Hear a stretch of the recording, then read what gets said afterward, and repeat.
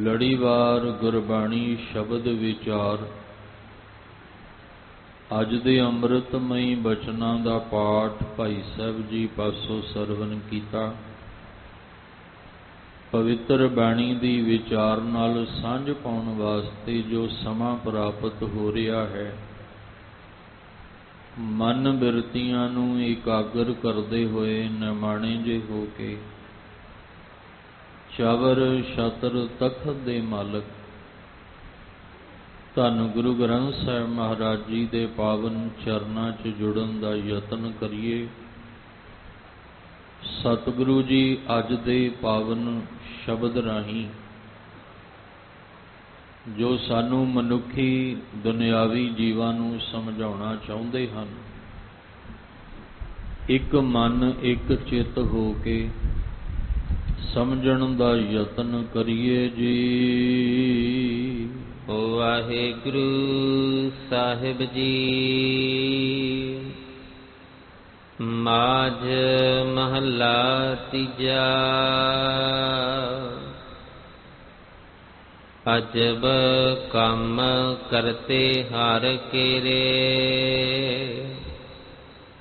ਇਹ ਮਨ ਭੁਲਾ ਜਾਂਦਾ ਫੇਰੇ। ਅੰਮ੍ਰਿਤ ਬਾਣੀ ਸਿਉ ਚਿਤ ਲਾਏ, ਅੰਮ੍ਰਿਤ ਸ਼ਬਦ ਵਜਾਵਣਿਆ।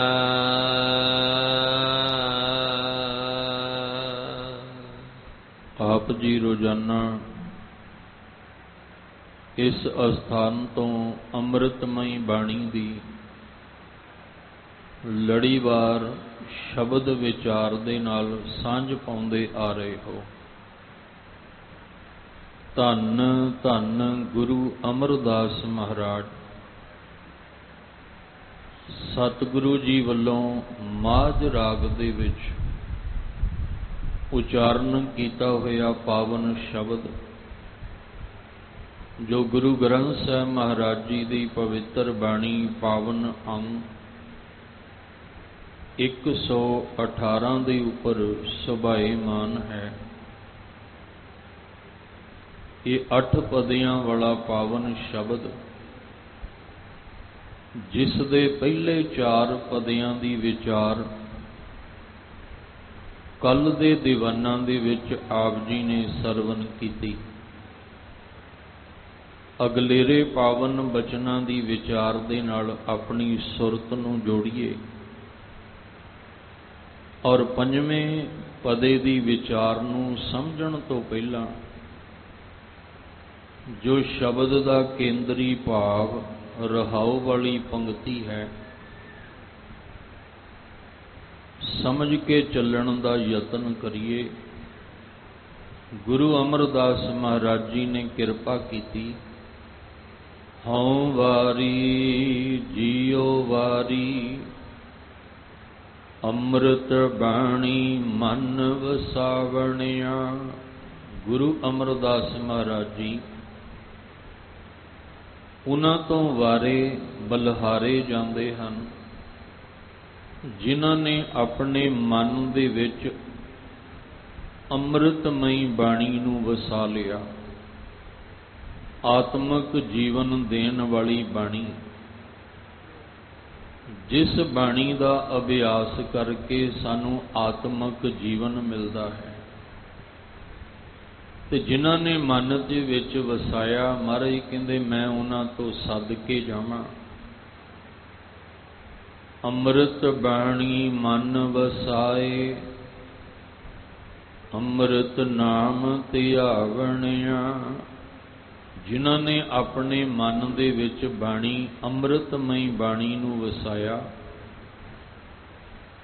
ਇਹ ਜਿਹੜਾ ਅੰਮ੍ਰਿਤ ਰਸ ਦੇ ਨਾਲ ਭਰਪੂਰ ਪਰਮੇਸ਼ਵਰ ਦਾ ਨਾਮ ਹੈ, ਉਹਨਾਂ ਨੇ ਫਿਰ ਇਹਨੂੰ ਧਿਆਉਣਾ ਕੀਤਾ, ਜਾਂ ਪਰਮੇਸ਼ਵਰ ਨੇ ਉਹਨਾਂ ਉੱਤੇ ਆਪਣੀ ਕਿਰਪਾ ਕੀਤੀ। ਉਹ ਫਿਰ ਅੰਮ੍ਰਿਤ ਆਤਮਿਕ ਜੀਵਨ ਦੇਣ ਵਾਲਾ ਪਰਮੇਸ਼ਵਰ ਦਾ ਨਾਮ ਹਰ ਵੇਲੇ ਧਿਆਉਂਦੇ ਹਨ। ਹਰ ਵੇਲੇ ਪਰਮੇਸ਼ਵਰ ਦੇ ਨਾਮ ਨੂੰ ਧਿਆਉਣ ਵਾਸਤੇ ਪਹਿਲਾਂ ਸਾਨੂੰ ਬਾਣੀ ਨੂੰ, ਸ਼ਬਦ ਨੂੰ ਆਪਣੇ ਮਨ ਦੇ ਵਿੱਚ ਵਸਾਉਣਾ ਪੈਣਾ ਹੈ, ਕਿਉਂਕਿ ਜਿਹਦੇ ਮਨ ਵਿੱਚ ਸ਼ਬਦ ਨਹੀਂ ਵਸਿਆ ਉਹ ਹਰ ਵੇਲੇ ਪਰਮੇਸ਼ਵਰ ਦਾ ਨਾਮ ਧਿਆ ਵੀ ਨਹੀਂ ਸਕਦਾ। ਜਿਨ੍ਹਾਂ ਦੇ ਮਨ ਵਿੱਚ ਅੰਮ੍ਰਿਤਮਈ ਬਾਣੀ ਵਸ ਗਈ, ਉਹ ਉੱਠਦਿਆਂ ਬਹਿੰਦਿਆਂ ਚੱਲਦਿਆਂ ਫਿਰਦਿਆਂ ਹਰ ਵੇਲੇ ਅੰਦਰ ਪਰਮੇਸ਼ਵਰ ਦੇ ਨਾਮ ਨੂੰ ਧਿਆਉਂਦੇ ਹਨ। ਹੁਣ ਗੁਰੂ ਅਰਜਨ ਦੇਵ ਮਹਾਰਾਜ, ਧੰਨ ਗੁਰੂ ਅਮਰਦਾਸ ਮਹਾਰਾਜ ਜੀ 5ਵੇਂ ਪਦੇ ਵਿੱਚ ਕਿਰਪਾ ਕਰਦੇ, ਅਜਬ ਕੰਮ ਕਰਤੇ ਹਰ ਕੇਰੇ। ਹਰ ਪਰਮੇਸ਼ਵਰ ਅਕਾਲ ਪੁਰਖ ਵਾਹਿਗੁਰੂ ਜੀ ਦੇ ਜਿਹੜੇ ਕੰਮ ਨੇ ਉਹ ਅਜਬ ਨੇ। ਅਜਬ ਦਾ ਅਰਥ ਹੈ ਕਿ ਜੋ ਦੁਨੀਆ ਦੇ ਵਿੱਚ ਕੋਈ ਵੀ ਕੰਮ ਨਹੀਂ ਕਰ ਸਕਦਾ, ਉਹ ਪਰਮੇਸ਼ਵਰ ਦੇ ਰਾਹੀਂ ਹੁੰਦਾ ਹੈ। ਦੁਨੀਆ ਦੇ ਵਿੱਚ ਬੜੇ ਬੜੇ ਮਾਣ ਹੰਕਾਰ ਵਾਲੇ ਜੀਵ ਬੈਠੇ ਨੇ, ਜਿਹੜੇ ਕਹਿੰਦੇ ਕੋਈ ਐਸਾ ਕੰਮ ਨਹੀਂ ਜਿਹੜਾ ਸਾਡੇ ਤੋਂ ਨਾ ਹੋ ਸਕੇ। ਅਸੀਂ ਹਰ ਕੰਮ, ਹਰ ਕਾਰਜ ਕਰ ਸਕਦੇ ਹਾਂ, ਪਰ ਮਹਾਰਾਜ ਜੀ ਕਹਿੰਦੇ ਨੇ ਸਭ ਤੋਂ ਵੱਡਾ ਕੰਮ ਹੈ ਮਨ ਦੇ ਵਿੱਚ ਪਰਮੇਸ਼ਵਰ ਦੇ ਨਾਮ ਨੂੰ ਵਸਾਉਣਾ, ਤੇ ਇਹ ਮਾਲਕ ਦੀ ਕਿਰਪਾ ਤੋਂ ਬਿਨਾਂ ਹੋ ਨਹੀਂ ਸਕਦਾ। ਠੀਕ ਹੈ, ਦੁਨਿਆਵੀ ਕੰਮ ਅਸੀਂ ਕਰ ਸਕਦੇ ਹਾਂ, ਪਰ ਜਿਹੜਾ ਸਾਡੇ ਮਨ ਵਿੱਚ ਪਰਮੇਸ਼ਵਰ ਦਾ ਨਾਮ ਵਸਾਉਣਾ ਹੈ, ਇਹ ਸਾਡੇ ਵੱਸ ਦੀ ਗੱਲ ਨਹੀਂ। ਮਨ ਵਿੱਚੋਂ ਦੀ ਕਾਮ, ਕ੍ਰੋਧ, ਲੋਭ, ਮੋਹ, ਅਹੰਕਾਰ, ਝੂਠ, ਨਿੰਦਾ, ਇਹਨੂੰ ਕੱਢਣਾ ਸਾਡੇ ਵੱਸ ਦੀ ਗੱਲ ਨਹੀਂ। ਜੇ ਇਹ ਸਾਡੇ ਵੱਸ ਦੀ ਗੱਲ ਹੋਵੇ ਫਿਰ ਸਾਨੂੰ ਅਰਦਾਸ ਬੇਨਤੀ ਕਰਨ ਦੀ ਜ਼ਰੂਰਤ ਨਹੀਂ। ਜੇ ਸਾਨੂੰ ਅਰਦਾਸ ਬੇਨਤੀ ਕਰਨ ਦੀ ਜ਼ਰੂਰਤ ਹੈ, ਇਹਦਾ ਮਤਲਬ ਫਿਰ ਸਾਡੇ ਵੱਸ ਦੀ ਗੱਲ ਨਹੀਂ। ਜਦੋਂ ਅਸੀਂ ਤਪ ਕਰਨ ਵਾਲੇ ਤਪਸਵੀਆਂ ਨੂੰ ਵੇਖਦੇ ਹਾਂ, ਉਹ ਵੀ ਕਿਤੇ ਨਾ ਕਿਤੇ ਮਨ ਦੇ ਹੱਥੋਂ ਹਾਰੇ ਹੋਏ ਨਜ਼ਰ ਆਉਂਦੇ ਆ। ਜਦੋਂ ਅਸੀਂ ਰਿਸ਼ੀ ਮੁਨੀਆਂ ਵੱਲ ਵੇਖਦੇ ਹਾਂ, ਉਹ ਵੀ ਸਾਨੂੰ ਕਿਤੇ ਨਾ ਕਿਤੇ ਮਨ ਦੇ ਤਲ ਤੇ ਹਾਰੇ ਹੋਏ ਨਜ਼ਰ ਆਉਂਦੇ ਆ, ਕਿਉਂਕਿ ਮਨ ਨੂੰ ਉਹ ਵੀ ਕਾਬੂ ਨਾ ਕਰ ਸਕੇ। ਮਨ ਵਿੱਚੋਂ ਵਾਸ਼ਨਾਵਾਂ ਉਹ ਵੀ ਮਿਟਾ ਨਾ ਸਕੇ। ਮਨ ਵਿੱਚੋਂ ਕਾਮ, ਕ੍ਰੋਧ, ਲੋਭ, ਮੋਹ, ਹੰਕਾਰ ਜਾਂ ਤ੍ਰੈ ਗੁਣੀ ਮਾਇਆ ਦਾ ਪ੍ਰਭਾਵ ਉਹ ਵੀ ਖਤਮ ਨਹੀਂ ਕਰ ਸਕੇ। ਕਿ ਜਿੰਨਾ ਚਿਰ ਮਾਲਕ ਵਾਹਿਗੁਰੂ ਜੀ ਦੀ ਕਿਰਪਾ ਨਹੀਂ ਹੋਏਗੀ, ਸਾਡੇ ਮਨ ਵਿੱਚੋਂ ਵਾਸ਼ਨਾਵਾਂ ਮੁੱਕ ਨਹੀਂ ਸਕਦੀਆਂ। ਜਿੰਨਾ ਚਿਰ ਵਾਹਿਗੁਰੂ ਜੀ ਦੀ ਮਿਹਰ ਨਹੀਂ ਹੋਏਗੀ, ਉਨਾ ਚਿਰ ਸਾਡੇ ਮਨ ਵਿੱਚੋਂ ਕਾਮ, ਕ੍ਰੋਧ, ਲੋਭ, ਝੂਠ, ਨਿੰਦਾ ਇਹ ਨਿਕਲ ਹੀ ਨਹੀਂ ਸਕਦੇ। ਇਸੇ ਲਈ ਅਸੀਂ ਇਹ ਪਹਿਲਾਂ ਮੰਨਣਾ ਹੈ ਕਿ ਇਹ ਸਾਡੇ ਵੱਸ ਦੀ ਗੱਲ ਨਹੀਂ। ਅਸਾਂ ਜੋਰ ਨਾਹੀਂ ਜੇ ਕਿਛ ਕਰ ਹਮ ਸਾਕੈ। ਅਸੀਂ ਤੇ ਐਵੇਂ ਹੰਕਾਰ ਦੀਆਂ ਉਡਾਰੀਆਂ ਮਾਰ ਰਹੇ ਹਾਂ। ਸੰਸਾਰਿਕ ਤਲ ਤੇ, ਮਾਇਆਵੀ ਤਲ ਤੇ ਅਸੀਂ ਬਹੁਤ ਕੁਝ ਕਰ ਸਕਦੇ ਹਾਂ, ਪਰ ਮਹਾਰਾਜ ਕਹਿੰਦੇ ਜਿਹੜਾ ਤੇਰੇ ਅੰਦਰ ਹੰਕਾਰ ਹੈ, ਆਪਣੇ ਮਨ ਨੂੰ ਉਸ ਹੰਕਾਰ ਤੋਂ ਨਿਮਰਤਾ ਵਾਲੇ ਪਾਸੇ ਤੂੰ ਆਪਣੇ ਆਪ ਨਹੀਂ ਲਿਆ ਸਕਦਾ।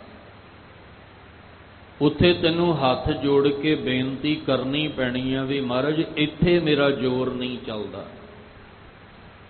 ਮੈਂ ਦੁਨੀਆ ਉੱਤੇ, ਜੀਵਾਂ ਉੱਤੇ, ਆਪਣੇ ਤੋਂ ਕਮਜ਼ੋਰ ਉੱਤੇ ਆਪਣਾ ਪੂਰਾ ਜ਼ੋਰ ਮੈਂ ਚਲਾਉਣਾ, ਕਿਉਂਕਿ ਹਰ ਬੰਦਾ ਜਿਹਦੇ ਕੋਲ ਪਾਵਰ ਹੈ ਉਹ ਆਪਣੇ ਤੋਂ ਕਮਜ਼ੋਰ ਉੱਤੇ ਜ਼ੋਰ ਚਲਾਉਂਦਾ ਹੀ ਚਲਾਉਂਦਾ ਹੈ।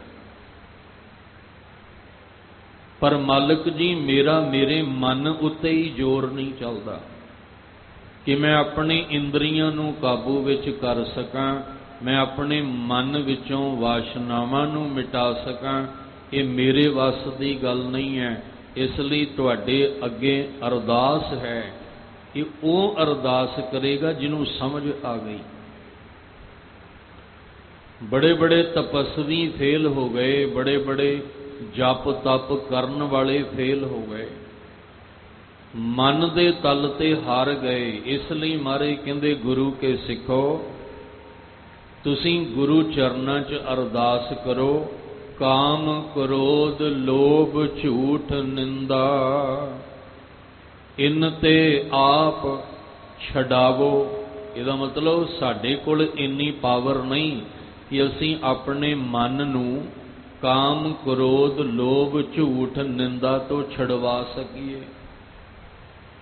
असीं शरीर करके जिन्ने मर्जी बहादुर होवांगे, सूरमे होवांगे, शरीर करके असीं भावें जिन्ने मर्जी योद्धे होवांगे, पर साडे कोल इन्नी पावर नहीं कि असीं अपने मन विचों काम क्रोध लोभ मोह हंकार नूं मिटा सकीए। उहदे लई सानूं बेनती करनी पएगी भी गुरुदेव सच्चे पातशाह तुहाडी शरण विच आए आ, इत्थे साडा जोर नहीं चलदा, इसलिए कृपा करो काम क्रोध अर लोभ मोह बिनस जाए अहमेव, नानक प्रभ शरणागति कर प्रसाद गुरुदेव। इसलिए महाराज ने सानू पहला बाहरों सूरमा नहीं बनाया। महाराज कहंदे मैं कल्ले तन दा योद्धा नहीं बनाया। योद्धा बनन वास्ते साहब कहंदे पहला तैनू मन करके सूरमा बनना पैना। जे तू मन करके योद्धा है फिर तू तन करके भी कामयाब है। फिर तन करके जिन्ने मर्जी तसीहे भी तैनू दिते जान तू डोलेगा नहीं। पहला सानू महाराज ने अंदरों नाम दा रंग लाया। जाको हर रंग लागो इस युग में सो कहियत है सूरा। जिन्हें अंदर नाम दा रंग लगा ते वो मालिक दी किरपा तो बिना नहीं हुंदा। मन साडा जिहड़ा ये भटकदा है, पर एक वाहिगुरु परमेश्वर है जिहड़ा साडे मन नूं मोड़ सकदा है, जिहड़ा साडे मन दी हालत नूं बदल सकदा है, जिहड़ा साडी सोच नूं बदल सकदा है। इसे लई कहंदे आ कि मालिक जी दे जिहड़े काम ने वो अजब ने, भी जिहड़ा काम दुनिया विच कोई भी नहीं कर सकदा वो परमेश्वर दे राहीं हुंदा है। ते जिहड़ा काम परमेश्वर ने करना है, ध्यान रखियो दुनिया विच कोई भी नहीं कर सकदा। बहुत ने इत्थे विचारां जिहड़ियां समझण वास्ते। ठीक है, अज विज्ञान है, विज्ञानक तल ते असीं अज जी रहे हैं। सानू विज्ञान दी बाहरों बड़ी जरूरत है। असीं उस तल ते बहुत कुछ सिखिया भी है, सानू बहुत ज्ञान भी मिलिया, पर अज भी विज्ञान भावें सिखरां ते होवे, पर ब्रह्म ज्ञान दे अगे विज्ञान भी फेल पै जांदा है। एक उदाहरण पिछले दिनी कबीर साहब जी दे पावन सलोक दी आप जी नूं दित्ती सी कि जिहदे अगे विज्ञान भी फेल हो जाता है।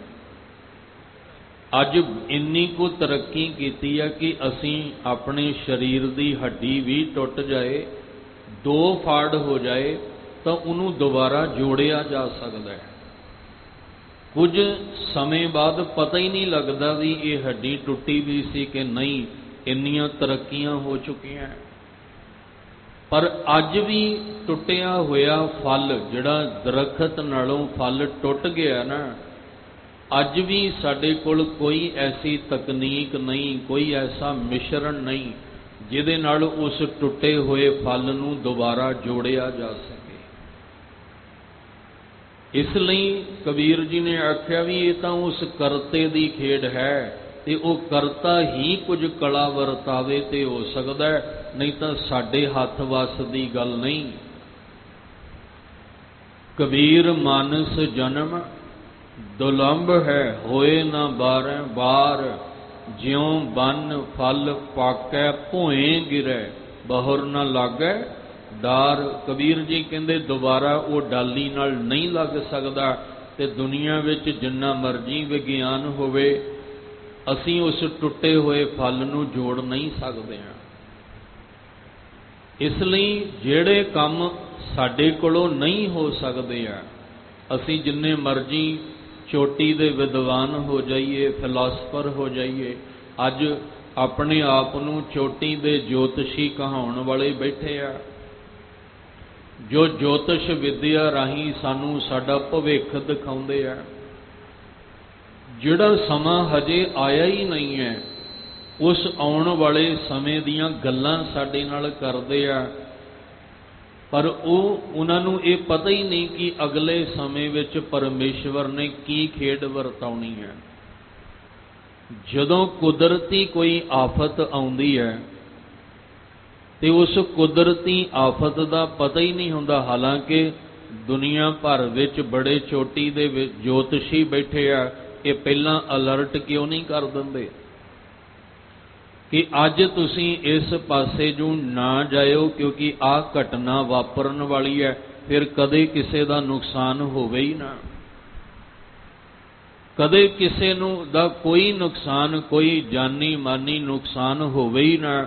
ਇਹ ਸਿਰਫ ਆਪਣੇ ਆਪਣੇ ਅੰਦਾਜ਼ੇ ਲਾਏ ਜਾ ਰਹੇ ਆ, ਪਰ ਜਿਹੜਾ ਕੰਮ ਉਸ ਮਾਲਕ ਨੇ ਕਰਨਾ ਨਾ ਉਹ ਸਾਡੀ ਸੋਚ ਵਿੱਚ ਹੈ। ਇਹ ਤੇ ਪਤਾ ਉਦੋਂ ਲੱਗਦਾ ਜਦੋਂ ਉਸ ਮਾਲਕ ਨੇ ਆਪਣੀ ਕਲਾ ਨੂੰ ਵਰਤਾਉਣਾ ਹੈ। ਉਹ ਸਾਡੇ ਮਨਾਂ ਦੀ ਵਿਚਾਰ ਨੂੰ ਜਾਣਦਾ ਹੈ, ਪਰ ਉਸ ਮਾਲਕ ਦਾ ਅਗਲਾ ਹੁਕਮ ਸਾਡੇ ਲਈ ਕੀ ਹੋਣਾ ਅਸੀਂ ਨਹੀਂ ਜਾਣਦੇ ਹਾਂ। ਇਸ ਲਈ ਗੁਰੂ ਸਾਹਿਬ ਜੀ, ਗੁਰੂ ਅਮਰਦਾਸ ਮਹਾਰਾਜ ਜੀ ਆਖਦੇ ਨੇ, ਅਜਬ ਕੰਮ ਕਰਤੇ ਹਰ ਕੇਰੇ। ਹਰੀ ਦੇ ਜਿਹੜੇ ਕੰਮ ਨੇ ਉਹ ਅਜਬ ਨੇ, ਹੈਰਾਨ ਕਰ ਦੇਣ ਵਾਲੇ ਨੇ। ਇਹ ਮਨ ਭੂਲਾ ਜਾਂਦਾ ਫੇਰੇ। ਇਹ ਮਨ ਭੁੱਲਿਆ ਹੋਇਆ ਜਿਸ ਰਾਹ ਤੁਰਿਆ ਜਾਂਦਾ ਹੈ, ਜੇ ਉਸ ਰਾਹ ਤੋਂ ਕੋਈ ਮਨ ਨੂੰ ਮੋੜ ਕੇ ਲਿਆ ਸਕਦਾ ਹੈ ਤੇ ਉਹ ਪਰਮੇਸ਼ਵਰ ਵਾਹਿਗੁਰੂ ਹੈ। ਹੋਰ ਕੋਈ ਵੀ ਨਹੀਂ ਸੰਸਾਰ ਦੇ ਅੰਦਰ ਜਿਹੜਾ ਸਾਡੇ ਭੁੱਲੇ ਹੋਏ ਮਨ ਨੂੰ ਸਮਝਾ ਕੇ ਤੇ ਉਹਨੂੰ ਦੁਬਾਰਾ ਮੋੜ ਕੇ ਲਿਆਵੇ। ਪਰਮੇਸ਼ਵਰ ਨੇ ਗੁਰਬਾਣੀ ਦਾ ਆਸਰਾ ਇਸੇ ਲਈ ਦਿੱਤਾ ਹੈ ਕਿ ਇੱਕ ਗੁਰਬਾਣੀ ਅੰਮ੍ਰਿਤ ਬਾਣੀ ਹੈ ਜੋ ਤੁਹਾਡੇ ਮਨ ਨੂੰ ਫੇਰ ਸਕਦੀ ਹੈ। ਭਾਵ ਜਿਸ ਰਾਹ ਤੁਰਿਆ ਉਸ ਰਾਹ ਤੋਂ ਮੋੜ ਸਕਦੀ ਹੈ। ਉਹ ਕੇਵਲ ਤੇ ਕੇਵਲ ਰੱਬੀ ਬਾਣੀ ਹੈ। ਉਹ ਪਰਮੇਸ਼ਵਰ ਦਾ ਸੱਚਾ ਨਾਮ ਹੈ, ਜਿਹਦਾ ਅਭਿਆਸ ਕੀਤਿਆਂ ਜਾਂ ਗੁਰਬਾਣੀ ਦਾ ਗਿਆਨ ਪ੍ਰਾਪਤ ਕੀਤਿਆਂ ਇਹ ਮਨ ਨੂੰ ਸਮਝਾ ਕੇ ਮੋੜਿਆ ਜਾ ਸਕਦਾ ਹੈ। ਕਿਉਂਕਿ ਮਨ ਆਪਣੇ ਰਸਤੇ ਤੋਂ ਖੁੰਝ ਗਿਆ, ਤੇ ਜਿਹੜਾ ਆਪਣੇ ਰਸਤੇ ਤੋਂ ਖੁੰਝ ਗਿਆ ਉਹ ਆਪਣਾ ਮਕਸਦ ਭੁੱਲ ਗਿਆ ਵੀ ਮੈਂ ਜਾਣਾ ਕਿਹੜੇ ਪਾਸੇ ਆ, ਮੇਰੀ ਮੰਜ਼ਿਲ ਕਿਹੜੀ ਹੈ। ਜਿਹੜਾ ਕੁਰਾਹੇ ਪੈ ਗਿਆ ਉਹ ਆਪਣੇ ਰਾਹ ਤੋਂ ਭਟਕ ਗਿਆ। ਇਹ ਮਨ ਨੂੰ ਭੁਲਾਇਆ ਕਿਨੇ ਹੈ? ਤ੍ਰੈ ਗੁਣੀ ਮਾਇਆ ਨੇ। ਭੁੱਲਾ ਮਨ ਮਾਇਆ ਉਰਝਾਇਓ। ਮਨ ਭੁੱਲ ਗਿਆ ਤੇ ਮਾਇਆ ਨੇ ਉਲਝਾ ਲਿਆ। ਹੁਣ ਇਸ ਤ੍ਰੈ ਗੁਣੀ ਮਾਇਆ ਦੇ ਜੰਜਾਲ ਵਿੱਚੋਂ ਜੇ ਕੋਈ ਕੱਢ ਸਕਦਾ ਹੈ ਤੇ ਉਹ ਕੇਵਲ ਪਰਮੇਸ਼ਵਰ ਵਾਹਿਗੁਰੂ ਹੈ। ਇਹ ਮਨ ਭੁੱਲਾ ਜਾਂਦਾ ਫੇਰੇ। ਇਹ ਜਿਹੜਾ ਭਟਕਦਾ ਮਨ ਹੈ, ਇਹਨੂੰ ਦੁਬਾਰਾ ਮੋੜ ਕੇ ਕੇਵਲ ਵਾਹਿਗੁਰੂ ਜੀ ਦਾ ਅੰਮ੍ਰਿਤ ਨਾਮ ਹੀ ਲਿਆ ਸਕਦਾ ਹੈ।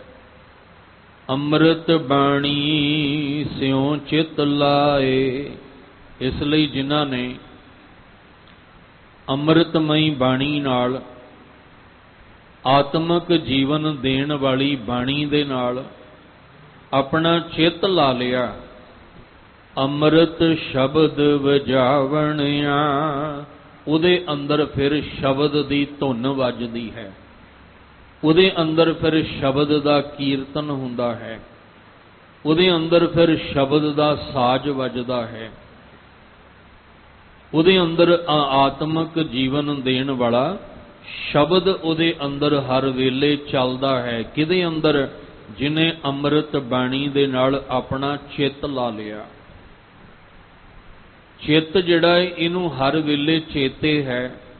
ਮਨ ਭੁੱਲਿਆ ਹੋਇਆ ਹੈ, ਮਨ ਨੂੰ ਚੇਤੇ ਕਰਾਉਣ ਦੀ ਲੋੜ ਹੈ, ਕਿਉਂਕਿ ਜਿਹੜਾ ਭੁੱਲਿਆ ਹੋਵੇ ਉਹਨੂੰ ਚੇਤੇ ਕਰਾਉਣਾ ਪੈਂਦਾ। ਜਿਹਨੂੰ ਚੇਤੇ ਹੈ ਉਹਨੂੰ ਚੇਤਾ ਕਰਾਉਣ ਦੀ ਲੋੜ ਨਹੀਂ। ਕਈ ਵਾਰ ਕਿਸੇ ਬੰਦੇ ਨੂੰ ਅਸੀਂ ਕੋਈ ਗੱਲ ਚੇਤੇ ਕਰਾਈਏ ਨਾ, ਤੇ ਹੁਣ ਜਿਹਨੂੰ ਚੇਤੇ ਆ ਉਹਨੇ ਕਹਿਣਾ ਵੀ ਮੈਨੂੰ ਯਾਦ ਹੈ, ਮੈਨੂੰ ਚੇਤੇ ਹੈ। ਤੇ ਜਿਹੜਾ ਭੁੱਲਿਆ ਹੋਵੇ ਉਹਨੂੰ ਚੇਤੇ ਕਰਾਈਏ ਤੇ ਉਹ ਕਹਿੰਦਾ ਤੇਰਾ ਧੰਨਵਾਦ, ਮੈਂ ਤੇ ਭੁੱਲਿਆ ਬੈਠਾ ਸੀ, ਤੂੰ ਮੈਨੂੰ ਚੇਤੇ ਕਰਵਾਤਾ। ਸਾਡਾ ਮਨ ਭੁੱਲਿਆ ਪਿਆ ਹੈ ਕਿ ਇਸ ਮਨ ਦੀ ਹੋਂਦ ਕਿਉਂ ਹੈ, ਕਿਹਦੇ ਤੋਂ ਹੈ, ਔਰ ਜਿਹਦੇ ਤੋਂ ਇਹਦੀ ਹੋਂਦ ਹੈ ਇਹ ਉਸਨੇ ਇਸ ਮਨ ਨੂੰ ਕਾਹਦੇ ਵਾਸਤੇ, ਇਹ ਸਰੀਰ ਦੇ ਨਾਲ ਜਿਹੜੀ ਇਹਦੀ ਅਟੈਚਮੈਂਟ ਹੈ ਉਹ ਕਾਹਦੇ ਵਾਸਤੇ ਹੈ। ਮਨ ਤੂੰ ਜੋਤ ਸਰੂਪ ਹੈ, ਮਨ ਤੂੰ ਜੋਤ ਦਾ ਸਰੂਪ ਹੈ। ਤੇਰੀ ਅਟੈਚਮੈਂਟ ਉਸ ਜੋਤ ਨਾਲ, ਆਤਮਿਕ ਜੋਤ ਨਾਲ ਹੋਣੀ ਚਾਹੀਦੀ ਹੈ। ਪਰ ਹੋਇਆ ਕਿ ਮਨ ਚਲਦਾ ਚਲਦਾ ਰਾਹ ਤੋਂ ਭਟਕ ਕੇ ਕੁਰਾਹੇ ਪੈ ਗਿਆ, ਇਹਦੀ ਸਾਂਝ ਸਰੀਰ ਨਾਲ ਬਣ ਗਈ। ਹੁਣ ਸਰੀਰ ਦੀਆਂ ਜ਼ਰੂਰਤਾਂ ਪੂਰੀਆਂ ਕਰਨ ਵਿੱਚ ਲੱਗਾ ਹੋਇਆ, ਸਰੀਰ ਦੀਆਂ ਲੋੜਾਂ ਪੂਰਾ ਕਰਨ ਵਿੱਚ ਲੱਗਾ ਹੋਇਆ, ਔਰ ਮਨ ਨੂੰ ਕੇਵਲ ਸਰੀਰ ਦੇ ਦੁੱਖ ਦਰਦ ਦਾ ਹੀ ਪਤਾ ਹੈ।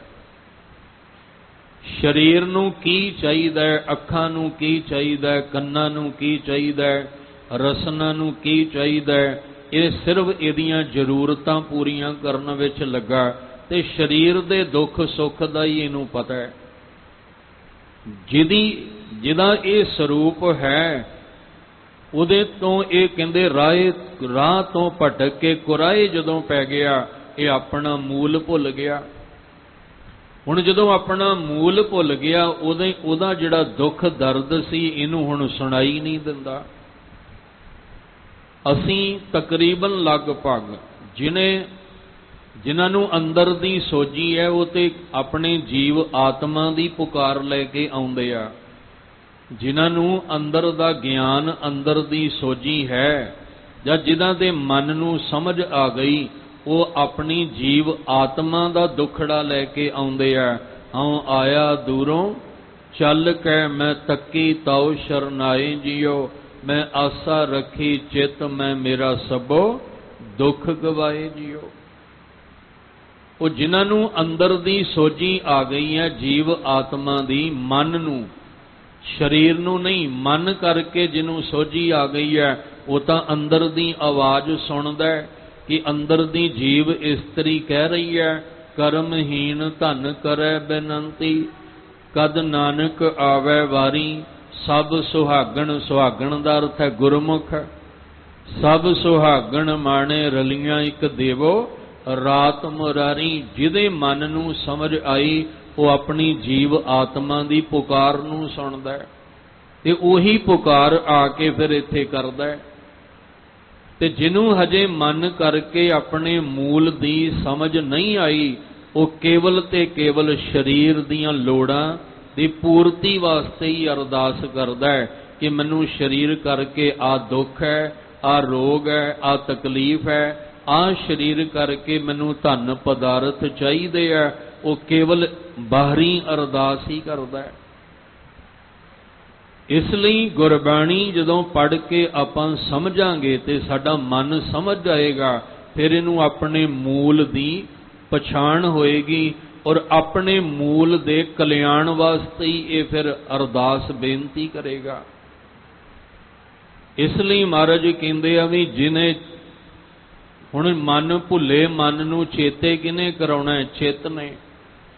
ਕਿਉਂਕਿ ਚਿੱਤ ਵਿੱਚ ਬਾਣੀ ਜਿਹਦੇ ਵਸ ਗਈ ਹੈ, ਉਹਦੇ ਅੰਦਰ ਚਿੱਤ ਵਿੱਚ ਹਰ ਵੇਲੇ ਸ਼ਬਦ ਚੱਲ ਰਿਹਾ ਹੈ।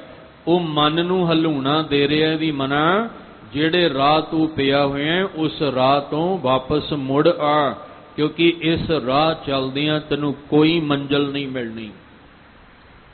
ਇਹ ਰਾਹ ਤੇਰਾ ਖਤਮ ਹੀ ਕਦੇ ਨਹੀਂ ਹੋਣਾ। ਕਈ ਜਨਮ ਤੇਰੇ ਲੰਘ ਜਾਣਗੇ, ਕਿਉਂਕਿ ਪਹਿਲਾਂ ਵੀ ਕਈ ਜਨਮ ਲੰਘ ਗਏ ਨੇ, ਹਜੇ ਤੱਕ ਮੁਕਾਮ ਨਹੀਂ ਤੇ ਨਹੀਂ ਪਹੁੰਚ ਪਾਏ। ਜੇ ਮੁਕਾਮ ਤੇ ਪਹੁੰਚੇ ਹੁੰਦੇ ਤੇ ਆ ਜਨਮ ਨਹੀਂ ਸੀ ਹੋਣਾ। ਜੇ ਇਸ ਜਨਮ ਵਿੱਚ ਆਪਾਂ ਆਏ ਆ, ਇਹਦਾ ਮਤਲਬ ਹਜੇ ਮੁਕਾਮ ਤੇ ਨਹੀਂ ਪਹੁੰਚੇ, ਮੰਜ਼ਲ ਤੇ ਨਹੀਂ ਪਹੁੰਚੇ ਆ। ਜੇ ਪਹੁੰਚੇ ਹੁੰਦੇ ਫਿਰ ਸਾਨੂੰ ਇਹ ਜਨਮ ਨਹੀਂ ਸੀ ਮਿਲਣਾ। ਇਸ ਲਈ ਜਿਹਨੂੰ ਸਮਝ ਆ ਗਈ ਹੈ ਉਹ ਤੇ ਅਰਦਾਸ ਇਹੀ ਕਰਦਾ ਹੈ, ਬਹੁਤ ਜਨਮ ਵਿਛਰੇ ਥੇ ਮਾਧੋ, ਇਹ ਜਨਮ ਤੁਮਾਰੇ ਲੇਖੈ ਕਹਿ ਰਵਿਦਾਸ, ਆਸ ਲੱਗ ਜੀਵੋਂ ਚਿਰ ਭਇਓ ਦਰਸ਼ਨ ਦੇਖੈ।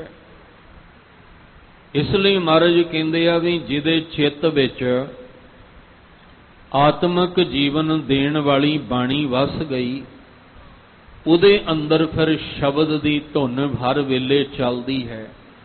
ਉਹਦੇ ਅੰਦਰ ਫਿਰ ਸ਼ਬਦ ਜਿਹੜਾ ਇਹਦਾ ਰਸ ਹਰ ਵੇਲੇ ਬਣਿਆ ਰਹਿੰਦਾ ਹੈ। ਖੋਟੇ ਖਰੇ ਤੁਧ ਆਪ ਉਪਾਏ, ਤੁਧ ਆਪੇ ਪਰਖੇ ਲੋਕ ਸਬਾਏ, ਖਰੇ ਪਰਖ ਖਜ਼ਾਨੇ ਪਾਹੇ, ਖੋਟੇ ਭਰਮ ਭੁਲਾਵਣਿਆ। ਛੇਵੇਂ ਪਦੇ ਅੰਦਰ ਗੁਰੂ ਅਮਰਦਾਸ ਮਹਾਰਾਜ ਜੀ ਕਿਰਪਾ ਕਰਦੇ ਕਿ ਜਿਹੜੇ ਦੁਨੀਆ ਵਿੱਚ ਦੋ ਪ੍ਰਕਾਰ ਦੇ ਜੀਵ ਨੇ, ਇੱਕ ਉਹ ਨੇ ਜਿਹੜੇ ਖੋਟੇ ਨੇ ਮਨ ਦੇ, ਔਰ ਇੱਕ ਉਹ ਨੇ ਜਿਹੜੇ ਖਰੇ ਨੇ। ਇੱਕ ਗੁਰਮੁਖ ਨੇ, ਇੱਕ ਮਨਮੁਖ ਨੇ। ਇੱਕ ਜਿਹੜੇ ਨੇ ਚੰਗੇ ਰਾਹ ਤੁਰਨ ਵਾਲੇ ਔਰ ਇੱਕ ਮਾੜੇ ਰਾਹ ਤੁਰਨ ਵਾਲੇ। ਇਹ ਦੋ ਪ੍ਰਕਾਰ ਦੇ ਜੀਵ ਨੇ, ਪਰ ਮਾਲਕ ਜੀ ਦੋਵਾਂ ਨੂੰ ਪੈਦਾ ਤੁਸੀਂ ਹੀ ਕੀਤਾ ਹੈ। ਦੋਵਾਂ ਨੂੰ ਪੈਦਾ ਕਰਨ ਵਾਲਾ ਇੱਕੋ ਹੀ ਹੈ ਪਰਮੇਸ਼ਵਰ, ਜਨਮਦਾਤਾ ਇੱਕੋ ਹੀ ਹੈ ਪਰਮੇਸ਼ਵਰ। ਹੁਣ ਧਿਆਨ ਰੱਖਿਓ, ਪਰਮੇਸ਼ਵਰ ਨੇ ਖੋਟੇ ਤੇ ਖਰੇ ਪੈਦਾ ਨਹੀਂ ਕੀਤੇ। ਪਰਮੇਸ਼ਵਰ ਨੇ ਸਾਰੇ ਹੀ ਜੀਵ ਪੈਦਾ ਕੀਤੇ ਨੇ। ਖੋਟੇ ਤੇ ਖਰੇ ਅਸੀਂ ਜਨਮ ਤੋਂ ਬਾਅਦ ਹੁੰਨੇ ਆ। ਜਿਵੇਂ ਜਿਵੇਂ ਮਾਇਆ ਦਾ ਪ੍ਰਭਾਵ ਸਾਡੇ ਮਨ ਤੇ ਪੈਂਦਾ ਹੈ, ਇਹ ਤੇ ਕੋਈ ਦੋ ਰਾਵਾਂ ਨਹੀਂ, ਪ੍ਰਭਾਵ ਤੇ ਅੱਖਾਂ ਖੁੱਲਦੀਆਂ ਹੀ ਪੈ ਗਿਆ। ਅੱਖਾਂ ਖੁੱਲਦਿਆਂ ਸਾਰ ਹੀ ਪ੍ਰਭਾਵ ਪੈ ਗਿਆ। ਹੁਣ ਤੇ ਐਸੇ ਐਸੇ ਬੱਚੇ ਜਨਮ ਲੈ ਰਹੇ ਆ, ਡਾਕਟਰ ਜਦੋਂ ਸਰਚ ਕਰਦੇ ਆ ਤੇ ਪਤਾ ਲੱਗਦਾ ਹੈ ਕਿ ਪ੍ਰਭਾਵ ਤੇ ਮਾਤਾ ਦੀ ਕੁੱਖ ਵਿੱਚ ਹੀ ਬੱਚੇ ਨੂੰ ਪੈਣਾ ਸ਼ੁਰੂ ਹੋ ਜਾਂਦਾ ਹੈ। ਜਦੋਂ ਕੁੱਖ ਨੂੰ ਭਾਗ ਲੱਗ ਜਾਏ ਤੇ 8-9 ਮਹੀਨੇ ਦਾ ਸਮਾਂ ਜਿਹੜਾ ਹੁੰਦਾ ਹੈ, ਉਸ 9 ਮਹੀਨੇ ਦੇ ਸਮੇਂ ਦੇ ਵਿੱਚ ਜੋ ਮਾਂ ਨੇ ਵੇਖਣਾ, ਸੁਣਨਾ, ਸੋਚਣਾ, ਖਾਣਾ ਪੀਣਾ, ਉਹ ਸਾਰਾ ਪ੍ਰਭਾਵ ਉਸ ਬੱਚੇ ਤੇ ਪੈਂਦਾ ਹੈ। ਉਹ ਸਾਰਾ ਅਸਰ ਉਸ ਬੱਚੇ ਤੇ ਹੈ। ਪਿਛਲੇ ਦਿਨੀ ਇਹ ਵੀ ਸਾਂਝ ਪਾਈ ਸੀ ਕਿ ਇੱਕ ਬੱਚਾ ਜਨਮ ਲੈਂਦਾ ਹੈ ਤੇ ਮੋਬਾਈਲ ਤੋਂ ਬਿਨਾਂ ਨਹੀਂ ਰਹਿੰਦਾ, ਮਾਂ ਤੋਂ ਬਿਨਾਂ ਰਹਿ ਜਾਂਦਾ ਹੈ। ਮਾਂ ਆਸੇ ਹਾਲਾਂਕਿ ਆਪਾਂ ਸਾਰੇ ਜਾਣਦੇ ਹਾਂ ਕਿ ਬੱਚੇ ਤੋਂ ਮਾੜਾ ਜਿਹਾ ਵੀ ਮਾਂ ਪਾਸੇ ਹੋਵੇ ਤੇ ਉਹਦਾ ਰੋ ਰੋ ਕੇ ਬੁਰਾ ਹਾਲ ਹੋ ਜਾਂਦਾ ਹੈ। ਜਦੋਂ ਮਾਂ ਸਾਹਮਣੇ ਆਵੇ ਤੇ ਚੁੱਪ ਕਰ ਜਾਂਦਾ ਹੈ। ਪਰ ਅੱਜ ਕੱਲ ਦੇ ਜਿਹੜੇ ਬੱਚੇ ਜਨਮ ਲੈਂਦੇ ਆ, ਉਹਨਾਂ ਨੂੰ ਮਾਂ ਦੀ ਲੋੜ ਨਹੀਂ, ਉਹਨਾਂ ਨੂੰ ਮੋਬਾਈਲ ਦੀ ਲੋੜ ਹੈ।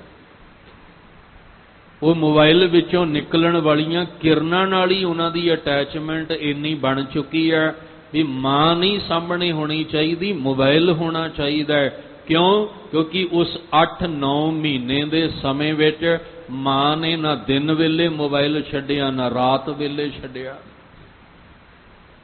ਉਹ ਫਿਰ ਜਿਹੜੀਆਂ ਮੋਬਾਈਲ ਦੀਆਂ ਕਿਰਨਾਂ ਸੀ, ਉਹਦਾ ਅਸਰ ਬੱਚੇ ਤੇ ਇੰਨਾ ਪੈ ਗਿਆ, ਜਨਮ ਲੈਂਦਿਆਂ ਸਾਰ ਉਹਨੂੰ ਲੋੜ ਮਹਿਸੂਸ ਹੋਈ, ਜ਼ਰੂਰਤ ਮਹਿਸੂਸ ਹੋਈ। ਇਸ ਤਰ੍ਹਾਂ ਦੀ ਵੀ ਬੱਚੇ ਪੈਦਾ ਹੋ ਰਹੇ ਨੇ। ਇਹਦੇ ਵਿੱਚ ਕੋਈ ਸ਼ੱਕ ਨਹੀਂ ਕਿ ਬੱਚੇ ਦਾ ਪਹਿਲਾ ਸੰਸਕਾਰ ਜਿਹੜਾ ਬਣਦਾ ਹੈ ਉਹ ਮਾਤਾ ਦੇ ਪੇਟ ਵਿੱਚ ਬਣਦਾ ਹੈ, ਮਾਤਾ ਦੀ ਕੁੱਖ ਵਿੱਚ ਬਣਦਾ ਹੈ। ਇਸ ਲਈ ਸਤਿਗੁਰੂ ਮਹਾਰਾਜ ਜੀ ਨੇ ਜੋ ਸਮਝਾਉਣ ਦਾ ਯਤਨ ਕੀਤਾ ਕਿ ਉਹਨੇ ਜੀਵ ਕੋਈ ਮਨੁੱਖ ਮਾੜਾ ਨਹੀਂ ਪੈਦਾ ਕੀਤਾ ਪਰਮੇਸ਼ਵਰ ਨੇ। ਕਿਸੇ ਵੀ ਮਨੁੱਖ ਨੂੰ ਖੋਟਾ ਪੈਦਾ ਨਹੀਂ ਕੀਤਾ ਹੈ। ਇਹ ਤਾਂ ਲਿਵ ਛੁੜਕੀ ਲੱਗੀ ਤ੍ਰਿਸ਼ਨਾ, ਮਾਇਆ ਅਮਰ ਵਰਤਾਇਆ। ਇਹ ਤੇ ਜਦੋਂ ਅੱਖਾਂ ਖੋਲੀਆਂ ਸਮਾਜ ਵਿੱਚ ਤੇ ਜਿੱਦਾਂ ਦੇ ਸਮਾਜ ਵਿੱਚ ਰਿਹਾ ਵਿਚਰਿਆ, ਜਿੱਦਾਂ ਦੀਆਂ ਸਿੱਖਿਆਵਾਂ ਮਿਲੀਆਂ ਉਦਾਂ ਦਾ ਹੀ ਹੋ ਗਿਆ। ਕੋਈ ਖੋਟਾ ਹੋ ਗਿਆ ਤੇ ਕੋਈ ਖਰਾ ਹੋ ਗਿਆ। ਪਰ ਗੁਰੂ ਅਮਰਦਾਸ ਜੀ ਕਹਿੰਦੇ ਮੈਂ ਦੋ ਪ੍ਰਾਣੀ ਵੇਖ ਰਿਹਾ, ਖੋਟੇ ਤੇ ਖਰੇ, ਪਰ ਇਹ ਦੋਵਾਂ ਨੂੰ ਉਹ ਜਿਹੜਾ ਪੈਦਾ ਕਰਨ ਵਾਲਾ ਇੱਕੋ ਹੀ ਹੈ, ਪਰਮੇਸ਼ਵਰ। ਫਿਰ ਬੇਨਤੀ ਕਰਾਂ, ਪੈਦਾ ਜੀ ਪਰਮੇਸ਼ਵਰ ਨੇ ਕੀਤਾ ਹੈ, ਪਰ ਉਹਨੇ ਖੋਟੇ ਤੇ ਖਰੇ ਪੈਦਾ ਨਹੀਂ ਕੀਤੇ। ਇਹ ਤਾਂ ਜਦੋਂ ਜਨਮ ਤੋਂ ਬਾਅਦ ਜਿੱਦਾਂ ਦਾ ਸਾਡੇ ਮਨ ਤੇ ਪ੍ਰਭਾਵ ਪੈਂਦਾ ਫਿਰ ਅਸੀਂ ਖੋਟੇ ਤੇ ਖਰੇ ਹੁੰਦੇ ਹਾਂ। ਉਹਨੇ ਕਿਸੇ ਨੂੰ ਮਨਮੁਖ ਤੇ ਗੁਰਮੁਖ ਬਣਾ ਕੇ ਪੈਦਾ ਨਹੀਂ ਕੀਤਾ। ਇਹ ਤੇ ਜਿੱਦਾਂ ਦੀ ਪਰਵਰਿਸ਼ ਹੋਏਗੀ, ਜਿੱਦਾਂ ਦੇ ਮਾਹੌਲ ਵਿੱਚ ਅਸੀਂ, ਜਿੱਦਾਂ ਦੀ ਸੰਗਤ ਮਿਲੇਗੀ, ਉਸੇ ਤਰ੍ਹਾਂ ਦਾ ਸਾਡੇ ਮਨ ਤੇ ਪ੍ਰਭਾਵ ਪੈਣਾ। ਇਸ ਲਈ ਮਹਾਰਾਜ ਕਹਿੰਦੇ ਦੋ ਤਰ੍ਹਾਂ ਦੇ ਜੀਵ ਨੇ, ਖੋਟੇ ਖਰੇ। ਪਰ ਭਾਵੇਂ ਕੋਈ ਖੋਟਾ ਭਾਵੇਂ ਕੋਈ ਖਰਾ, ਤੁਧ ਆਪ ਉਪਾਏ। ਇਹ ਸਾਰੇ ਜੀਵ ਤੁਹਾਡੇ ਹੀ ਪੈਦਾ ਕੀਤੇ ਹੋਏ ਨੇ। ਹਾਂ, ਪਰਖਣ ਵਾਲੇ ਤੁਸੀਂ, ਜੇ ਪੈਦਾ ਤੁਹਾਡੇ ਕੀਤੇ ਆ ਤੇ ਪਰਖਣ ਵਾਲੇ ਵੀ ਤੁਸੀਂ ਆਪ ਹੋ। ਅਸੀਂ ਨਹੀਂ ਪਰਖ ਸਕਦੇ ਵੀ ਖੋਟਾ ਕੌਣ ਹੈ ਤੇ ਖਰਾ ਕੌਣ ਹੈ, ਕਿਉਂਕਿ ਜਿਹੜੀ ਸਾਡੀ ਅੱਖ ਹੈ ਨਾ, ਇਹ ਬਾਹਰੀ ਜੀਵਨ ਵੇਖ ਰਹੀ ਹੈ, ਇਹ ਅੰਦਰ ਦਾ ਜੀਵਨ ਨਹੀਂ ਵੇਖ ਰਹੀ। ਤੇ ਬਾਹਰੀ ਜੀਵਨ ਵੇਖ ਕੇ ਅਸੀਂ ਖੋਟੇ ਨੂੰ ਖਰਾ ਕਹਿ ਰਹੇ ਹਾਂ, ਅਸੀਂ ਖਰੇ ਨੂੰ ਖੋਟਾ ਕਹਿ ਰਹੇ ਹਾਂ। ਜਿਹੜੀ ਸਾਡੀ ਬਾਹਰ ਦੀ ਅੱਖ ਹੈ ਨਾ, ਇਹ ਬਾਹਰ ਦਾ ਜੀਵਨ ਵੇਖ ਕੇ ਖੋਟੇ ਨੂੰ ਖਰਾ ਕਹੀ ਜਾਂਦੀ ਹੈ, ਖਰੇ ਨੂੰ ਖੋਟਾ ਕਹੀ ਜਾਂਦੀ ਹੈ, ਮਾੜੇ ਨੂੰ ਚੰਗਾ ਕਹੀ ਜਾਂਦੀ ਹੈ, ਚੰਗੇ ਨੂੰ ਮਾੜਾ ਕਹੀ ਜਾਂਦੀ ਹੈ। ਇਹ ਸਾਡੀ ਬਾਹਰ ਦੀ ਅੱਖ ਜਿਹੜੀ ਹੈ, ਇਹ ਸੱਚ ਨੂੰ ਝੂਠ ਮੰਨੀ ਜਾਂਦੀ ਹੈ ਤੇ ਝੂਠ ਨੂੰ ਸੱਚ ਮੰਨੀ ਜਾਂਦੀ ਹੈ। ਇਸ ਲਈ ਫੈਸਲਾ ਮਾਲਕ ਨੇ ਕਰਨਾ ਹੈ ਕਿ ਕਿਹੜਾ ਖੋਟਾ ਤੇ ਕਿਹੜਾ ਖਰਾ ਹੈ, ਕਿਉਂਕਿ ਜਿਹੜੀ ਮਾਲਕ ਦੀ ਅੱਖ ਹੈ, ਉਹਨੇ ਸਾਡਾ ਬਾਹਰ ਦਾ ਇਹ ਪਹਿਰਾਵਾ, ਬਾਹਰ ਦਾ ਰੂਪ ਨਹੀਂ ਵੇਖਣਾ। ਉਹਨਾਂ ਨੇ ਸਾਡਾ ਚਿੱਤਰ ਨਹੀਂ, ਚਰਿੱਤਰ ਵੇਖ ਕੇ ਫੈਸਲਾ ਕਰਨਾ ਹੈ। ਸਾਡੇ ਚਿੱਤਰ ਨੇ ਫੈਸਲਾ ਨਹੀਂ ਕਰਨਾ, ਸਾਡੇ ਚਰਿੱਤਰ ਨੇ, ਸਾਡੇ ਆਚਰਣ ਨੇ, ਸਾਡੇ ਕਰੈਕਟਰ ਨੇ ਫੈਸਲਾ ਕਰਨਾ ਹੈ ਕਿ ਇਹ ਖੋਟਾ ਹੈ ਕਿ ਖਰਾ। ਹੁਣ ਕਿਸੇ ਦੇ ਮੱਥੇ ਤੇ ਤਾਂ ਲਿਖਿਆ ਨਹੀਂ ਇਹ ਕਿੱਦਾਂ ਦਾ ਇਹਦਾ ਕਰੈਕਟਰ ਹੈ, ਇਹਦਾ ਆਚਰਣ ਕਿੱਦਾਂ ਦਾ ਹੈ, ਇਹਦਾ ਜੀਵਨ ਕਿੱਦਾਂ ਦਾ ਹੈ। ਇਸ ਲਈ ਇਹ ਫੈਸਲਾ ਮਾਲਕ ਨੇ ਕਰਨਾ ਹੈ। ਤੇ ਜਦੋਂ ਮਾਲਕ ਆਪ ਪਰਖਦੇ ਆ, ਫਿਰ ਖਰੇ ਖਜ਼ਾਨੇ ਪਾਈਏ, ਖੋਟੇ ਸਟੀਏ ਬਾਹਰ ਬਾਹਰ। ਫਿਰ ਉਹ ਪਰਖਦਾ ਨਾ, ਜਦੋਂ ਉਹ ਫਿਰ ਖਰਿਆਂ ਨੂੰ ਖਜ਼ਾਨੇ ਵਿੱਚ ਰਲਾ ਲੈਂਦਾ ਤੇ ਖੋਟਿਆਂ ਨੂੰ ਫਿਰ ਸੰਸਾਰ ਦੇ ਵਿੱਚ ਛੱਡ ਦਿੰਦਾ ਹੈ ਭਟਕਣ ਵਾਸਤੇ, ਕਿਉਂਕਿ ਤੁਸੀਂ ਹਜੇ ਖਰੇ ਨਹੀਂ ਹੋ ਸਕੇ। ਸਾਨੂੰ ਜਦੋਂ ਇਦਾਂ ਦੀ ਵਿਚਾਰ ਆਵੇ ਤੇ ਸੋਚਿਆ ਕਰੋ, ਸਾਨੂੰ ਗੁਰੂ ਗ੍ਰੰਥ ਸਾਹਿਬ ਜੀ ਦੀ ਬਾਣੀ ਦਾ ਆਸਰਾ ਕਿਉਂ ਦਿੱਤਾ ਹੈ? ਖੋਟਿਆਂ ਨੂੰ ਖਰਾ ਕਰਨ ਵਾਸਤੇ। ਸਤਿਗੁਰ ਖੋਟਿਓ ਖਰੇ ਕਰੇ। ਮਨ ਦੇ ਜਿਹੜੇ ਖੋਟੇ ਨੇ, ਉਹ ਗੁਰਬਾਣੀ ਇਸੇ ਲਈ ਦਿੱਤੀ ਹੈ ਕਿ ਬਾਣੀ ਦਾ ਅਭਿਆਸ ਕਰੋ, ਬਾਣੀ ਦੀ ਵਿਚਾਰ ਨਾਲ ਜੁੜੋ, ਤਾਂ ਕਿ ਤੁਹਾਡੇ ਮਨ ਦੀ ਖੋਟ ਨਿਕਲ ਜਾਏ। ਜਿੰਨਾ ਚਿਰ ਅੰਦਰ ਦੀ ਸੋਝੀ ਨਹੀਂ ਨਾ ਆਏਗੀ, ਉਹਨਾਂ ਚਿਰ ਗੱਲ ਨਹੀਂ ਬਣਨੀ। ਮੇਰੇ ਵਰਗਾ ਸਾਰੀ ਦਿਹਾੜੀ ਮੂੰਹੋਂ ਕਹੀ ਜਾਂਦਾ ਹੈ ਮੈਂ ਬੜਾ ਵੱਡਾ ਪੁੰਨੀ ਹਾਂ, ਬਹੁਤ ਵੱਡਾ ਪੁੰਨੀ ਹਾਂ, ਮੇਰੇ ਵਰਗਾ ਖਰਾ ਬੰਦਾ ਕੋਈ ਨਹੀਂ। ਕਈ ਕਹਿੰਦੇ ਆ ਮੇਰੇ ਵਰਗਾ ਖਰਾ ਬੰਦਾ ਕੋਈ ਨਹੀਂ। ਤੇ ਗੁਰਬਾਣੀ ਕਹਿੰਦੀ ਆ ਵੀ ਇੱਕ ਵਾਰੀ ਗੁਰਬਾਣੀ ਦਾ ਅਭਿਆਸ ਕਰਕੇ ਨਾ ਅੰਦਰ ਝਾਤੀ ਮਾਰੀ, ਤੈਨੂੰ ਪਤਾ ਲੱਗ ਜਾਏਗਾ ਤੇਰੇ ਤੋਂ ਵੱਡਾ ਖੋਟਾ ਕੋਈ ਨਹੀਂ ਹੈ। ਤੂੰ ਕਹਿੰਦਾ ਮੈਂ ਪੁੰਨੀ ਬੜਾ, ਬਹੁਤ ਵੱਡਾ ਪੁੰਨੀ ਆ, ਤੇ ਕਿਤੇ ਗੁਰਬਾਣੀ ਦੀ ਰੋਸ਼ਨੀ 'ਚ ਅੰਦਰ ਝਾਤੀ ਮਾਰੀ, ਤੇਰੇ ਤੋਂ ਵੱਡਾ ਪਾਪੀ ਕੋਈ ਨਹੀਂ ਹੋਣਾ। ਹੁਣ ਅੰਦਰ ਨਹੀਂ ਨਾ ਝਾਤ ਵੱਜਦੀ, ਝਾਤ ਤੇ ਦੂਜਿਆਂ ਦੇ ਵੱਜਦੀ ਹੈ, ਫਲਾਣਾ ਇਦਾਂ ਦਾ ਹੈ, ਫਲਾਣਾ ਇਦਾਂ ਦਾ ਹੈ, ਆਪਣੇ ਨਹੀਂ ਝਾਤੀ ਵੱਜਦੀ। ਪਰ ਸਾਨੂੰ ਆਖਿਆ ਗੁਰਬਾਣੀ ਦੀ ਰੋਸ਼ਨੀ ਵਿੱਚ ਆਪ ਨੜੈ ਗਿਰੀਵਾਨ ਮੈਂ ਸਿਰ ਨੀਵਾਂ ਕਰ ਦੇਖ, ਜਿਸ ਦਿਨ ਦੇਖ ਲਏਗਾ ਉਸ ਦਿਨ ਤੇਰੇ ਅੱਖਾਂ ਵਿੱਚ ਅਥਰੂ ਆ ਜਾਣਗੇ। ਹਮ ਨਹੀਂ ਚੰਗੇ ਬੁਰਾ ਨਹੀਂ ਕੋਏ, ਪਰਨਵਤ ਨਾਨਕ ਤਾਰੈ ਸੋਏ। ਇਸ ਲਈ ਖਰਾ ਕੌਣ ਹੈ, ਖੋਟਾ ਕੌਣ ਹੈ, ਇਹ ਫੈਸਲਾ ਮਾਲਕ ਨੇ ਕਰਨਾ ਹੈ। ਪੁੰਨੀ ਕੌਣ ਹੈ, ਪਾਪੀ ਕੌਣ ਹੈ, ਇਹਦਾ ਫੈਸਲਾ ਮਾਲਕ ਨੇ ਕਰਨਾ ਹੈ, ਸਾਡਾ ਆਚਰਣ ਵੇਖ ਕੇ, ਸਾਡਾ ਚਰਿੱਤਰ ਵੇਖ ਕੇ। ਨਹੀਂ ਤੇ ਬਾਹਰੋਂ ਤਾਂ ਭੁਲੇਖੇ ਫਿਰ ਪੈਂਦੇ ਹੀ ਨੇ। ਬਾਹਰੋਂ ਤਾਂ ਬੰਦਾ ਭੁਲੇਖਾ ਫਿਰ ਖਾਈ ਜਾਂਦਾ। ਜਦੋਂ ਧੋਖਾ ਖਾਂਦਾ ਹੈ ਫਿਰ ਕਹਿੰਦਾ ਵੀ ਮੈਂ ਤੇ ਸੋਚਿਆ ਸੀ ਵੀ ਇਹ ਬੜਾ ਵੱਡਾ ਭਲਾ ਮਾਨਸ ਹੈ, ਪਰ ਵਿੱਚੋਂ ਨਿਕਲਿਆ ਤੇ ਕੁਝ ਹੋਰ। ਅਕਸਰ ਧੋਖੇ ਅਸੀਂ ਤਾਂ ਹੀ ਖਾਂਦੇ ਹਾਂ। ਮਹਾਰਾਜ ਕਹਿੰਦੇ ਇਹ ਜਿਹੜੇ ਜੀਵ ਨੇ, ਕੋਈ ਖੋਟਾ ਹੈ, ਕੋਈ ਖਰਾ ਹੈ, ਵਾਹਿਗੁਰੂ ਜੀ ਤੁਹਾਡੇ ਹੀ ਪੈਦਾ ਕੀਤੇ ਹੋਏ ਨੇ। ਇਸ ਲਈ ਇਹਨਾਂ ਨੂੰ ਪਰਖਣ ਵਾਲੇ ਵੀ ਤੁਸੀਂ ਆਪ ਹੀ ਹੋ। ਗੁਰੂ ਅਮਰਦਾਸ ਮਹਾਰਾਜ ਜੀ ਵੇਲੇ ਭਾਈ ਰਾਮਾ ਤੇ ਭਾਈ ਜੇਠਾ ਜੀ ਦੋਵੇਂ ਬੜੀ ਸੇਵਾ ਕਰਦੇ ਆ, ਪਰ ਦੋਵਾਂ ਦੇ ਅੰਦਰ ਦੀ ਸੋਚ ਕੀ ਹੈ ਇਹ ਸੰਗਤਾਂ ਨਹੀਂ ਜਾਣਦੀਆਂ। ਤੇ ਸੰਗਤਾਂ ਕਹਿੰਦੀਆਂ ਵੀ ਹੁਣ ਗੁਰਤਾ ਗੱਦੀ ਦੀ ਜ਼ਿੰਮੇਵਾਰੀ ਭਾਈ ਰਾਮਾ ਜੀ ਨੂੰ ਗੁਰੂ ਅਮਰਦਾਸ ਜੀ ਦੇਣਗੇ, ਕੋਈ ਕਹਿੰਦਾ ਨਹੀਂ ਗੁਰੂ ਰਾਮਦਾਸ ਜੀ ਨੂੰ ਦੇਣਗੇ। ਫੈਸਲਾ ਨਹੀਂ ਹੋਇਆ। ਆਖਿਆ ਗੁਰੂ ਅਮਰਦਾਸ ਜੀ ਤੁਸੀਂ ਫੈਸਲਾ ਕਰੋ। ਤੇ ਗੁਰੂ ਅਮਰਦਾਸ ਜੀ ਕਹਿੰਦੇ ਤੁਸੀਂ ਕੇਵਲ ਸੇਵਾ ਵੇਖ ਕੇ ਹੀ ਫੈਸਲਾ ਕਰ ਰਹੇ ਹੋ ਨਾ, ਪਰ ਮੈਂ ਜਿਸ ਥੜੇ ਤੇ ਰੱਬੀ ਜੋਤ ਨੂੰ ਟਿਕਾਉਣਾ ਹੈ ਮੈਂ ਉਹ ਥੜਾ ਵੇਖਣਾ ਵੀ ਤਿਆਰ ਹੋਇਆ ਕਿ ਨਹੀਂ ਹੋਇਆ। ਜਦੋਂ ਗੁਰੂ ਅਮਰਦਾਸ ਮਹਾਰਾਜ ਜੀ ਨੇ ਆ ਬੌਲੀ ਸਾਹਿਬ, ਆਪਾਂ ਜਦੋਂ ਗੋਇੰਦਵਾਲ ਸਾਹਿਬ ਜਾਂਦੇ ਆ ਉਹਦੇ ਬਿਲਕੁਲ ਨਾਲ ਥੜਾ ਸਾਹਿਬ ਬਣਵਾਉਣ ਵਾਸਤੇ ਮਹਾਰਾਜ ਨੇ ਦੋਵਾਂ ਨੂੰ ਆਖਿਆ ਸਵੇਰੇ ਆਉਂਦੇ ਆ ਸ਼ਾਮ ਨੂੰ ਢਵਾ ਦਿੰਦੇ ਆ। ਇੱਕ ਦਿਨ, 2 ਦਿਨ, 3 ਦਿਨ, ਤੀਜੇ ਦਿਨ ਫਿਰ ਭਾਈ ਰਾਮਾ ਜੀ ਦੇ ਮੱਥੇ ਵੱਟ ਪੈ ਗਿਆ। ਧਿਆਨ ਰੱਖਿਓ ਜਿਹੜਾ ਸੇਵਾ ਕਰਦੇ ਆ ਮੱਥੇ ਵੱਟ ਪਾ ਲਵੇ ਉਹ ਦਿਲੋਂ ਸੇਵਾ ਨਹੀਂ ਕਰਦਾ। ਇਹ ਹਕੀਕਤ ਹੈ। ਕਿਸੇ ਨੂੰ ਸੇਵਾ ਕਰਦੇ ਨੂੰ ਤੁਸੀਂ ਮਾੜਾ ਜਿਹਾ ਕਹਿ ਕੇ ਵੇਖੋ ਵੀ ਭਾਈ ਆਹ ਸੇਵਾ ਇਦਾਂ ਨਹੀਂ ਇਦਾਂ, ਤੇ ਜੇ ਤਾਂ ਉਹਨੇ ਮੱਥੇ ਵੱਟ ਪਾ ਲਿਆ ਤੇ ਅੱਖਾਂ ਕਰ ਲਈਆਂ ਲਾਲ ਤੇ ਗੁੱਸੇ ਵਿੱਚ ਆ ਕੇ ਤੁਹਾਨੂੰ ਦੇਵੇ ਜਵਾਬ, ਫਿਰ ਸਮਝ ਲੈਣਾ ਇਹ ਦਿਲੋਂ ਸੇਵਾ ਨਹੀਂ ਕਰਦਾ, ਇਹ ਸੇਵਾ ਦਾ ਦਿਖਾਵਾ ਕਰ ਰਿਹਾ ਹੈ। ਕਿਉਂਕਿ ਜਿਹੜਾ ਦਿਲੋਂ ਸੇਵਾ ਕਰਦਾ ਉਹਦੇ ਮੱਥੇ ਕਦੇ ਵੱਟ ਨਹੀਂ ਜੇ ਪੈਂਦਾ। ਉਹਦੀ ਰਸਨਾ ਤੇ ਕਦੇ ਕ੍ਰੋਧ ਵਾਲੇ ਬੋਲ ਉਹਦੀ ਰਸਨਾ ਤੋਂ ਨਹੀਂ ਨਿਕਲਦੇ, ਉਹ ਤਾਂ ਅੰਦਰੋਂ ਪਿਆਰ ਨਾਲ ਭਿੱਜਿਆ ਹੁੰਦਾ ਹੈ। ਸੇਵਾ ਤੇ ਭਾਂਡੇ ਨੂੰ ਅੰਦਰੋਂ ਨਿਮਰਤਾ ਨਾਲ ਭਰਦੀ ਹੈ, ਅੰਦਰ ਨਿਮਰਤਾ ਦਾ ਰਸ ਭਰਦੀ ਹੈ।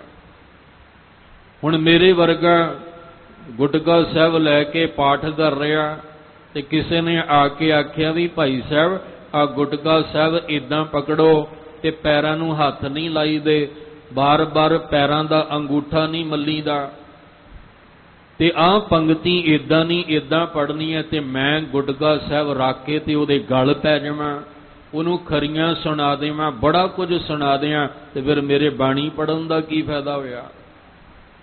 ਬਾਣੀ ਪੜ੍ਹਨ ਦਾ ਕੀ ਲਾਭ ਹੋਇਆ? ਬਾਣੀ ਦਾ ਤੇ ਇੱਕ ਕਿਣਕਾ ਵੀ ਅੰਦਰ ਨਹੀਂ ਗਿਆ।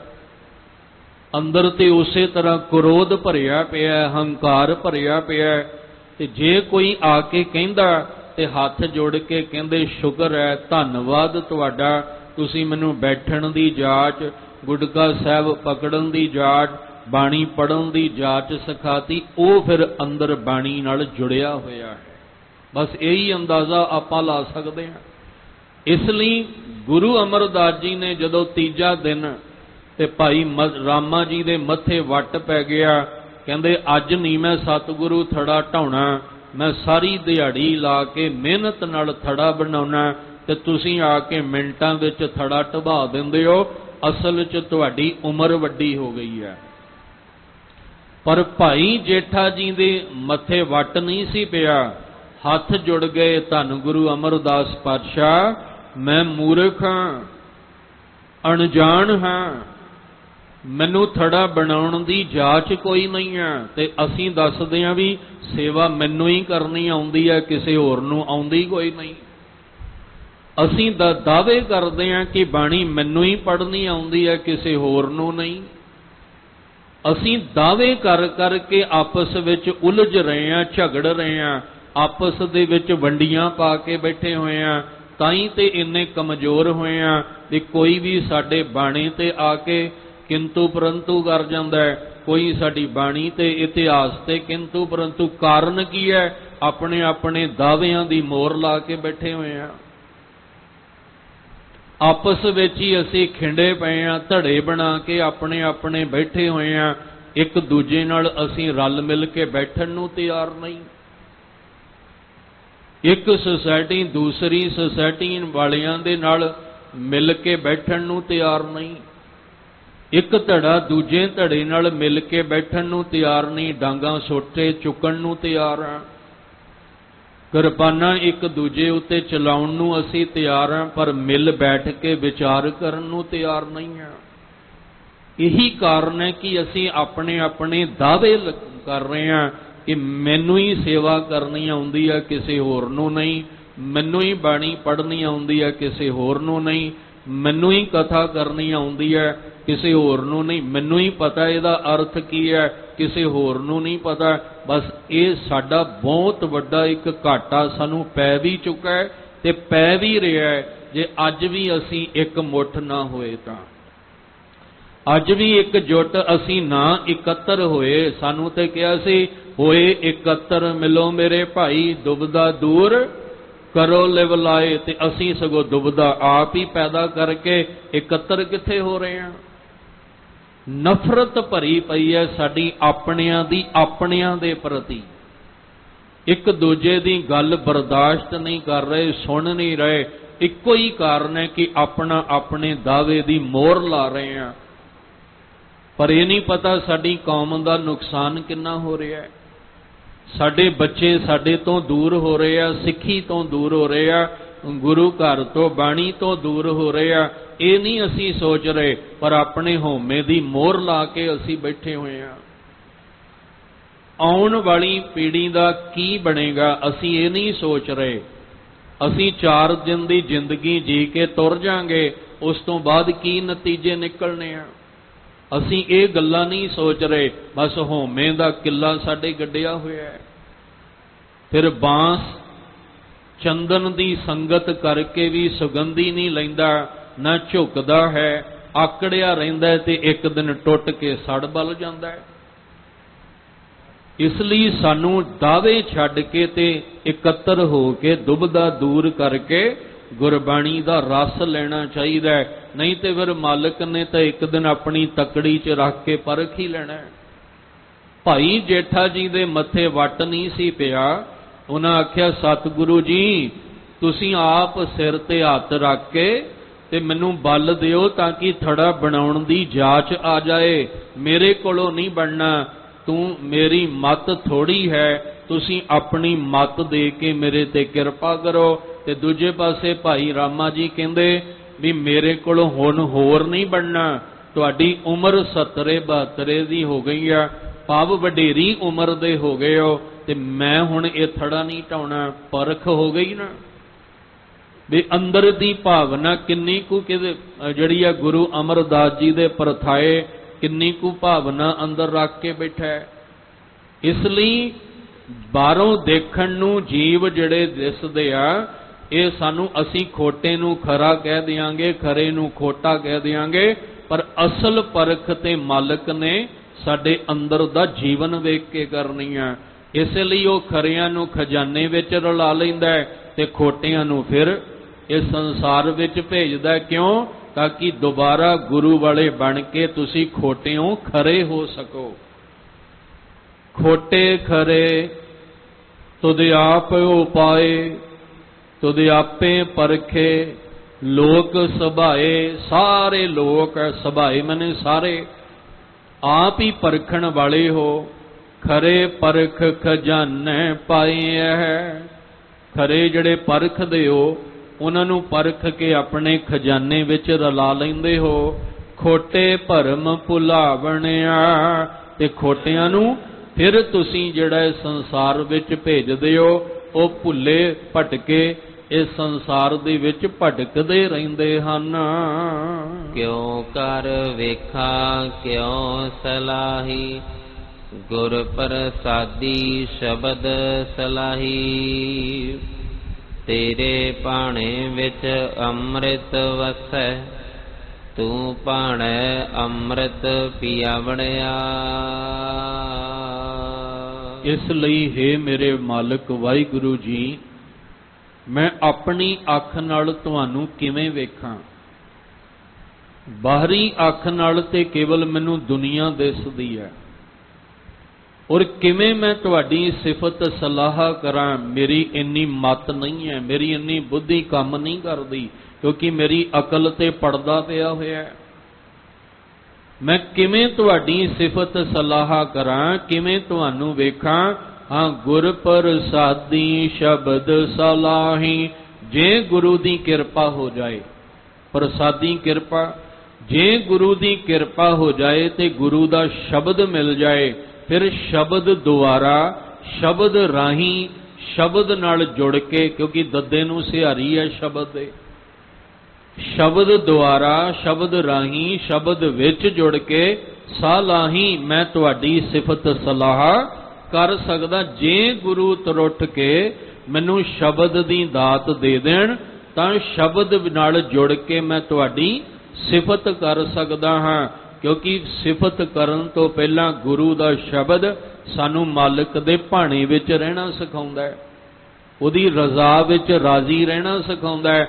ਤੇ ਜਦੋਂ ਮਾਲਕ ਜੀ ਤੁਹਾਡੇ ਭਾਣੇ, ਤੁਹਾਡੇ ਹੁਕਮ, ਤੁਹਾਡੀ ਰਜ਼ਾ ਦੇ ਵਿੱਚ ਰਾਜ਼ੀ ਹੋ ਕੇ ਚੱਲਦੇ ਆ, ਫਿਰ ਪਤਾ ਲੱਗਦਾ ਵੀ ਅੰਮ੍ਰਿਤ ਤਾਂ ਤੁਹਾਡੇ ਭਾਣੇ ਦੇ ਵਿੱਚ ਹੈ, ਤੁਹਾਡੇ ਹੁਕਮ ਦੇ ਵਿੱਚ ਹੈ। ਇਹ ਸੰਸਾਰ ਹੈ ਤਾਂ ਪਰਮੇਸ਼ਵਰ ਦਾ ਹੀ ਬਣਾਇਆ ਹੋਇਆ ਨਾ। ਇਹ ਜਗ ਸੱਚੇ ਕੀ ਹੈ ਕੋਠੜੀ ਸੱਚੇ ਕਾ ਵਿੱਚ ਵਾਸ। ਤੇ ਕੁਦਰਤ ਤਾਂ ਮਾੜੀ ਨਹੀਂ ਬਣਾਈ ਪਰਮਾਤਮਾ ਨੇ, ਪਰਮਾਤਮਾ ਨੇ ਤੇ ਕੁਦਰਤ ਬੜੀ ਸੋਹਣੀ ਬਣਾਈ ਸੀ, ਪਰ ਕਈਆਂ ਲਈ ਇਹ ਅੰਮ੍ਰਿਤ ਬਣ ਗਈ ਤੇ ਕਈਆਂ ਲਈ ਇਹ ਜ਼ਹਿਰ ਬਣ ਗਈ। ਹੁਣ ਜ਼ਹਿਰ ਕਿਹਨਾਂ ਲਈ ਬਣੀ? ਜਿਹੜੇ ਉਹਦੇ ਭਾਣੇ ਤੋਂ ਬਾਹਰ ਹੋ ਗਏ, ਜਿਹੜੇ ਉਹਦੇ ਹੁਕਮ ਤੋਂ ਬਾਹਰ ਹੋ ਗਏ। ਜਿਹੜੇ ਉਹਦੇ ਭਾਣੇ ਵਿੱਚ ਚੱਲਦੇ ਆ ਉਹਨਾਂ ਲਈ ਤਾਂ ਅੱਜ ਵੀ ਕੁਦਰਤ ਵਿੱਚ ਉਹਨਾਂ ਨੂੰ ਅੰਮ੍ਰਿਤ ਮਿਲਦਾ ਹੈ। ਜਿਹੜੇ ਉਹਦੇ ਭਾਣੇ ਤੋਂ ਬਾਹਰ ਹੋ ਕੇ ਚੱਲਦੇ ਆ ਉਹਨਾਂ ਲਈ ਜ਼ਹਿਰ ਹੈ। ਇਸ ਲਈ ਆਖਿਆ ਮਾਲਕ ਜੀ, ਗੁਰੂ ਦੇ ਸ਼ਬਦ ਰਾਹੀਂ ਹੀ ਤੁਹਾਡੀ ਸਿਫਤ ਸਲਾਹ ਹੋ ਸਕਦੀ ਹੈ। ਤੇਰੇ ਭਾਣੇ ਵਿੱਚ ਅੰਮ੍ਰਿਤ ਵਸੈ। ਇਹ ਵਾਹਿਗੁਰੂ ਜੀ, ਤੁਹਾਡੇ ਭਾਣੇ ਵਿੱਚ ਰਹਿ ਕੇ ਅੰਮ੍ਰਿਤ ਸਾਡੀ ਜ਼ਿੰਦਗੀ ਵਿੱਚ ਵਸਦਾ ਹੈ, ਸਾਡੇ ਮਨ ਵਿੱਚ ਵਸਦਾ ਹੈ, ਕਿਉਂਕਿ ਤੂੰ ਭਾਣੇ ਅੰਮ੍ਰਿਤ ਪਿਆਵਣਿਆ। ਜਿਹੜੇ ਤੇਰੇ ਭਾਣੇ ਵਿੱਚ, ਤੇਰੇ ਹੁਕਮ ਵਿੱਚ, ਤੇਰੀ ਰਜ਼ਾ ਵਿੱਚ ਤੁਰਦੇ ਆ, ਉਹਨਾਂ ਨੂੰ ਤੂੰ ਆਪ ਹੀ ਅੰਮ੍ਰਿਤ ਪਿਆਉਂਦਾ ਹੈ। ਭਾਵ ਉਹਨਾਂ ਨੂੰ ਗੁਰੂ ਦੇ ਰਾਹੀਂ, ਸ਼ਬਦ ਰਾਹੀਂ ਅੰਮ੍ਰਿਤ ਰਸ ਤੂੰ ਆਪ ਹੀ ਮਾਲਕ ਜੀ ਪਿਆਉਂਦੇ ਹੋ, ਜਿਹੜੇ ਤੁਹਾਡੇ ਭਾਣੇ ਵਿੱਚ ਤੁਰਦੇ ਨੇ, ਤੁਹਾਡੀ ਰਜ਼ਾ ਵਿੱਚ ਤੁਰਦੇ ਹਨ। ਅੰਮ੍ਰਿਤ ਸ਼ਬਦ ਅੰਮ੍ਰਿਤ ਹਰ ਬਾਣੀ, ਸਤਿਗੁਰ ਸੇਵਿਆ ਹਿਰਦੈ ਸਮਾਣੀ। ਨਾਨਕ ਅੰਮ੍ਰਿਤ ਨਾਮ ਸਦਾ ਸੁਖ ਦਾਤਾ, ਪੀ ਅੰਮ੍ਰਿਤ ਸਭ ਭੁਖ ਲਹਿ ਜਾਵਣਿਆ। 8ਵੇਂ ਪਦੇ ਵਿੱਚ ਧੰਨ ਗੁਰੂ ਅਮਰਦਾਸ ਮਹਾਰਾਜ ਜੀ ਕਿਰਪਾ ਕਰਦੇ ਕਿ ਜਿਹੜਾ ਇਹ ਸ਼ਬਦ ਹੈ ਇਹ ਆਤਮਿਕ ਜੀਵਨ ਦੇਣ ਵਾਲਾ ਹੈ। ਜਿਹੜੀ ਹਰੀ ਦੀ ਬਾਣੀ ਹੈ ਇਹ ਅੰਮ੍ਰਿਤ ਰਸ ਦੇ ਨਾਲ ਭਰਪੂਰ ਹੈ। ਇਹ ਵੀ ਆਪਾਂ ਸਾਰੇ ਜਾਣਦੇ ਹਾਂ ਕਿ ਜੇ ਗੁਰੂ ਗੋਬਿੰਦ ਸਿੰਘ ਮਹਾਰਾਜ ਜੀ ਨੇ ਖੰਡੇ ਦੀ ਪੌਲ ਤਿਆਰ ਕੀਤੀ ਹੈ, ਜਿਹਨੂੰ ਅਸੀਂ ਅੰਮ੍ਰਿਤ ਕਹਿੰਦੇ ਹਾਂ, ਤੇ ਖੰਡੇ ਦੀ ਪੌਲ ਵਿੱਚੋਂ ਜਿਹੜਾ ਅੰਮ੍ਰਿਤ ਨਿਕਲਿਆ ਉਹ ਇਕੱਲੇ ਪਾਣੀ ਤੇ ਪਤਾਸਿਆਂ ਦਾ ਨਹੀਂ ਹੈ। ਅਸਲ ਵਿੱਚ ਉਹ ਪਤਾਸੇ ਤਾਂ ਮਿਠਾਸ ਵਾਸਤੇ ਨੇ। ਉਸ ਪਾਣੀ ਦੇ ਵਿੱਚ ਗੁਰਬਾਣੀ ਜਿਹੜੀ ਆ ਉਹਦਾ ਸੁਮੇਲ ਕੀਤਾ ਗਿਆ, ਕਿਉਂਕਿ ਅੰਮ੍ਰਿਤ ਰਸ ਗੁਰਬਾਣੀ ਦੇ ਵਿੱਚ ਹੈ। ਤੇ ਗੁਰਬਾਣੀ ਦੇ ਪਾਠ ਜਾਪ ਤੋਂ ਬਿਨਾ ਕੋਈ ਵੀ ਜਿਹੜਾ ਉਹ ਅੰਮ੍ਰਿਤ ਤਿਆਰ ਨਹੀਂ ਹੋ ਸਕਦਾ। ਖੰਡੇ ਦੀ ਪੌਲ ਜਿਹੜੀ 5 ਪਿਆਰੇ ਤਿਆਰ ਕਰਦੇ ਆ, ਉਹ ਗੁਰਬਾਣੀ ਤੋਂ ਬਿਨਾ ਤਿਆਰ ਹੀ ਨਹੀਂ ਹੋ ਸਕਦੀ, ਕਿਉਂਕਿ ਅੰਮ੍ਰਿਤ ਤਾਂ ਗੁਰਬਾਣੀ ਦੇ ਵਿੱਚ ਹੈ ਤੇ ਗੁਰਬਾਣੀ ਦਾ ਸੁਮੇਲ ਹੀ ਉਸ ਜਲ ਨੂੰ ਅੰਮ੍ਰਿਤ ਬਣਾਉਂਦਾ ਹੈ। ਜੋ ਖੰਡੇ ਦੀ ਪੌਲ ਅਸੀਂ ਲੈ ਕੇ ਆਪਣੇ ਜੀਵਨ ਨੂੰ ਜਿਉਣ ਦੀ ਜਾਚ ਸਿੱਖਦੇ ਹਾਂ। ਇਹ ਅੰਮ੍ਰਿਤ ਪੀ ਕੇ ਹੀ ਸਾਨੂੰ ਆਤਮਿਕ ਜੀਵਨ ਮਿਲਣਾ। ਅੰਮ੍ਰਿਤ ਪੀਵੋ ਸਦਾ ਚਿਰ ਜੀਵੋ। ਸਦਾ ਚਿਰ ਜੀਵੋ ਕਿਹਨੂੰ ਕਿਹਾ? ਸਰੀਰ ਨੂੰ ਨਹੀਂ, ਆਤਮਿਕ ਤਲ ਤੇ, ਇਨਸਾਨੀਅਤ ਦੇ ਤਲ ਤੇ, ਜ਼ਮੀਰ ਦੇ ਤਲ ਤੇ ਤੁਸੀਂ ਸਦਾ ਜਿਉਂਦੇ ਰਹੋਗੇ। ਫਿਰ ਕਿਸੇ ਦੇ ਹੱਥਾਂ ਤੋਂ ਵਿਕੋਗੇ ਨਹੀਂ, ਕਿਸੇ ਦੇ ਹੱਥਾਂ ਤੋਂ ਨਹੀਂ ਤੁਸੀਂ ਵਿਕੋਗੇ। ਕਿਸੇ ਨੇ ਲਿਖਿਆ ਬੜਾ ਸੋਹਣਾ, ਕਹਿੰਦੇ ਅੱਜ ਦਾ ਮਾਹੌਲ ਵੇਖ ਕੇ ਇਦਾਂ ਲੱਗਦਾ ਵੀ ਗੋਰੇ ਸਿੱਖ ਬਣੀ ਜਾਂਦੇ ਆ ਤੇ ਸਿੱਖ ਈਸਾਈ ਬਣੀ ਜਾਂਦੇ ਆ, ਕਿਉਂਕਿ ਉਹਨਾਂ ਨੂੰ ਅੰਮ੍ਰਿਤ ਬਾਣੀ ਦੇ ਰਸ ਦਾ ਪਤਾ ਨਹੀਂ ਨਾ। ਜਿਨ੍ਹਾਂ ਨੂੰ ਗੁਰਬਾਣੀ ਦਾ ਪਤਾ ਹੀ ਨਹੀਂ ਹੈ ਗੁਰਬਾਣੀ ਕੀ ਹੈ, ਉਹ ਫਿਰ ਆਪਣਾ ਰਾਹ ਛੱਡ ਕੇ ਦੂਜੇ ਰਾਹ ਪੈ ਜਾਂਦੇ ਆ। ਤੇ ਜਿਨ੍ਹਾਂ ਨੂੰ ਗੁਰਬਾਣੀ ਦਾ ਅਸੀਂ ਕਦੀ ਉਮੀਦ ਹੀ ਨਹੀਂ ਲਾਈ ਹੋਏਗੀ ਕਿ ਕਦੇ ਗੋਰੇ ਅੰਗਰੇਜ਼ ਜਿਹੜੇ ਨੇ ਉਹ ਵੀ ਕਦੇ ਬਾਣੇ ਤੇ ਬਾਣੀ ਦੇ ਰੰਗ ਵਿੱਚ ਰੰਗ ਸਕਦੇ ਆ। ਪਰ ਅੱਜ ਜਦੋਂ ਉਹਨਾਂ ਨੂੰ ਬਾਣੇ ਬਾਣੀ ਦੇ ਰੰਗ ਵਿੱਚ ਰੰਗਿਆ, ਉਹਨਾਂ ਨੂੰ ਗੁਰਬਾਣੀ ਕੀਰਤਨ ਕਰਦਿਆਂ, ਉਹਨਾਂ ਨੂੰ ਗੁਰਬਾਣੀ ਦੀ ਵਿਚਾਰ ਕਰਦਿਆਂ ਸੁਣੀਦਾ ਨਾ, ਤੇ ਬੜਾ ਆਪਣੇ ਆਪ ਦੇ ਵਿੱਚ ਵੀ ਸ਼ਰਮ ਮਹਿਸੂਸ ਹੁੰਦੀ ਹੈ ਕਿ ਜਿਹੜਾ ਲਾਹਾ ਅਸੀਂ ਨਹੀਂ ਘਰ ਵਿੱਚ ਰਹਿ ਕੇ ਲੈ ਸਕੇ, ਉਹ ਬਾਹਰੋਂ ਆ ਕੇ ਘਰ ਵਿੱਚ ਆ ਕੇ ਤੇ ਲਾਹਾ ਉਹਨਾਂ ਨੇ ਲੈ ਲਿਆ। ਗੁਰੂ ਸਾਹਿਬ ਜੀ ਕਿਰਪਾ ਕਰਨ, ਗੁਰਬਾਣੀ ਦੇ ਵਿੱਚ ਅੰਮ੍ਰਿਤ ਰਸ ਹੈ। ਉਹ ਅੰਮ੍ਰਿਤ ਰਸ ਸਾਨੂੰ ਮਹਾਰਾਜ ਨੇ ਖੰਡੇ ਦੀ ਪੌਲ ਦੇ ਵਿੱਚ ਦਿੱਤਾ ਹੈ। ਅਸੀਂ ਫਿਰ ਗੁੰਮਰਾਹ ਹੋ ਗਏ। ਸਾਨੂੰ ਕਿਸੇ ਨੇ ਸ਼ਰਬਤ ਘੋਲ ਕੇ ਦਿੱਤਾ ਤੇ ਕਿਸੇ ਨੇ ਕੁਝ ਘੋਲ ਕੇ ਦਿੱਤਾ, ਅਸੀਂ ਉਹਨੂੰ ਹੀ ਅੰਮ੍ਰਿਤ ਸਮਝ ਲਿਆ। ਕਿਉਂ? ਕਿਉਂਕਿ ਅਸੀਂ ਜ਼ਹਿਰ ਨੂੰ ਵੀ ਅੰਮ੍ਰਿਤ ਹੀ ਸਮਝਦੇ ਹਾਂ। ਆ ਜਿਹੜੇ ਜ਼ਹਿਰ ਪੀਂਦੇ ਨੇ ਉਹਨਾਂ ਨੂੰ ਪੁੱਛ ਕੇ ਵੇਖੋ, ਉਹ ਕਹਿੰਦੇ ਸਾਡੇ ਲਈ ਤਾਂ ਇਹੀ ਅੰਮ੍ਰਿਤ ਹੈ। ਇਸ ਲਈ ਮਹਾਰਾਜ ਕਹਿੰਦੇ ਅੰਮ੍ਰਿਤ ਕਿੱਥੇ ਹੈ? ਅੰਮ੍ਰਿਤ ਸ਼ਬਦ ਵਿੱਚ ਹੈ। ਆਤਮਿਕ ਜੀਵਨ ਦੇਣ ਵਾਲਾ ਰਸ ਸ਼ਬਦ ਵਿੱਚ ਹੈ। ਆਤਮਿਕ ਜੀਵਨ ਦੇਣ ਵਾਲਾ ਰਸ ਬਾਣੀ ਦੇ ਵਿੱਚ ਹੈ। ਅੰਮ੍ਰਿਤ ਬਾਣੀ ਹਰ ਹਰ ਤੇਰੀ, ਸੁਣ ਸੁਣ ਹੋਵੇ ਪਰਮ ਗਤ ਮੇਰੀ, ਜਲਨ 부ਜੀ ਸ਼ੀਤਲ ਹੋਏ ਮਨੁਆ, ਸਤਿਗੁਰ ਕਾ ਦਰਸ਼ਨ ਪਾਏ ਜਿਉ। ਅੰਮ੍ਰਿਤ ਸ਼ਬਦ, ਅੰਮ੍ਰਿਤ ਹਰ ਬਾਣੀ, ਆਤਮਿਕ ਜੀਵਨ ਦੇਣ ਵਾਲਾ ਰਸ ਬਾਣੀ ਦੇ ਵਿੱਚ, ਔਰ ਬਾਣੀ ਦੇ ਰਾਹੀਂ ਜਿਹੜਾ ਸ਼ਬਦ ਮਿਲਿਆ ਹੈ ਸਾਨੂੰ, ਉਹਦੇ ਵਿੱਚ ਆਤਮਿਕ ਜੀਵਨ ਦੇਣ ਵਾਲਾ ਰਸ ਹੈ। ਪਰ ਇਹ ਹੁਣ ਆਪਣੇ ਹਿਰਦੇ 'ਚ ਸਮਾਏਗਾ ਕਿਵੇਂ? ਕਹਿੰਦੇ ਸਤਿਗੁਰ ਸੇਵਿਐ। ਸੇਵਿਐ ਦੇ ਵਾਵੇ ਨੂੰ ਸਿਹਾਰੀ ਤੇ ਐੜੇ ਨੂੰ ਦੁਲਾਵਾਂ। ਜਦੋਂ ਤੁਸੀਂ ਸਤਿਗੁਰ ਦਾ ਆਸਰਾ ਲਓਗੇ, ਜਦੋਂ ਤੁਸੀਂ ਸਤਿਗੁਰੂ ਦੀ ਸ਼ਰਨ ਵਿੱਚ ਆਓਗੇ, ਇਹ ਅੰਮ੍ਰਿਤ ਰਸ ਬਾਜ਼ਾਰਾਂ ਦੇ ਵਿੱਚ ਨਹੀਂ ਵਿਕਦਾ। ਇਹ ਅੰਮ੍ਰਿਤ ਰਸ ਤੁਹਾਨੂੰ ਅਧੂਰੀਆਂ ਥਾਵਾਂ ਤੇ ਨਹੀਂ ਜੇ ਮਿਲਣਾ। ਇਹ ਅੰਮ੍ਰਿਤ ਰਸ ਮਿਲਣਾ ਤੇ ਸਤਿਗੁਰ ਕੋਲੋਂ ਮਿਲਣਾ। ਉਹ ਸਤਿਗੁਰ ਜਿਹਨੇ ਸਤਿਪੁਰਖ ਨੂੰ ਜਾਣਿਆ ਹੈ, ਉਸ ਸਤਿਗੁਰੂ ਕੋਲੋਂ ਤੁਹਾਨੂੰ ਰਸ ਮਿਲਣਾ ਜਿਹੜਾ ਆਪ ਪਰਮੇਸ਼ਵਰ ਨੇ ਬਣਾਇਆ ਹੈ। ਸਤਿਗੁਰੂ ਨਾਨਕ ਪ੍ਰਗਟ ਹੁੰਦੇ ਆ ਤੇ ਕਿਹਨੇ ਪ੍ਰਗਟ ਕੀਤਾ? ਆਪ ਨਿਰੰਕਾਰ ਨੇ। ਜੇ ਗੁਰੂ ਗ੍ਰੰਥ ਸਾਹਿਬ ਸਤਿਗੁਰੂ ਦੇ ਰੂਪ ਵਿੱਚ ਸਾਨੂੰ ਮਿਲੇ ਆ ਤੇ ਕਿਹਦੀ ਆਗਿਆ ਵਿੱਚ ਮਿਲੇ ਆ? ਇਹ ਸਾਡੇ ਕੋਈ ਵੱਡੇ ਵਡੇਰੇ, ਅੱਜ ਜਠੇਰਿਆਂ ਦੀਆਂ ਥਾਵਾਂ ਬਥੇਰੀਆਂ ਬੜੀਆਂ ਨੇ। ਬੜੇ ਸਾਡੇ ਵੱਡੇ ਵਡੇਰਿਆਂ ਦੇ ਕਹਿੰਦੇ ਜੀ ਆ ਸਾਡੇ ਪੁਸ਼ਤਾਂ ਤੋਂ ਹੀ ਗੁਰੂ ਅਸੀਂ ਮੰਨਦੇ ਆ ਰਹੇ ਹਾਂ, ਇਸ ਲਈ ਤੁਸੀਂ ਵੀ ਅੱਗੋਂ ਮੰਨੋ। ਬੱਚੇ ਭਾਵੇਂ ਮੰਨਣ ਨੂੰ ਤਿਆਰ ਨਾ ਹੋਣ, ਪਰ ਉਹਨਾਂ ਨੂੰ ਧੱਕੇ ਨਾਲ ਮਨਾਇਆ ਜਾਂਦਾ ਹੈ। ਪਰ ਇੱਥੇ ਕੀ ਹੈ? ਇੱਥੇ ਸਤਿਗੁਰੂ ਨੂੰ ਮੰਨਣਾ ਹੈ। ਪਰ ਕਿਉਂ? ਕਿਉਂਕਿ ਇਹ ਆਗਿਆ ਅਕਾਲ ਪੁਰਖ ਦੀ ਹੈ। ਇਹ ਅਕਾਲ ਪੁਰਖ ਦੀ ਆਗਿਆ ਦੇ ਵਿੱਚ ਹੈ। ਆਗਿਆ ਭਈ ਅਕਾਲ ਕੀ ਤਵੇ ਚਲਾਇਓ ਪੰਥ, ਸਭ ਸਿੱਖਣ ਕੋ ਹੁਕਮ ਹੈ ਗੁਰੂ ਮਾਨਿਓ ਗ੍ਰੰਥ। ਉਸ ਸਤਿਗੁਰੂ ਨਾਲ ਜੋੜਿਆ।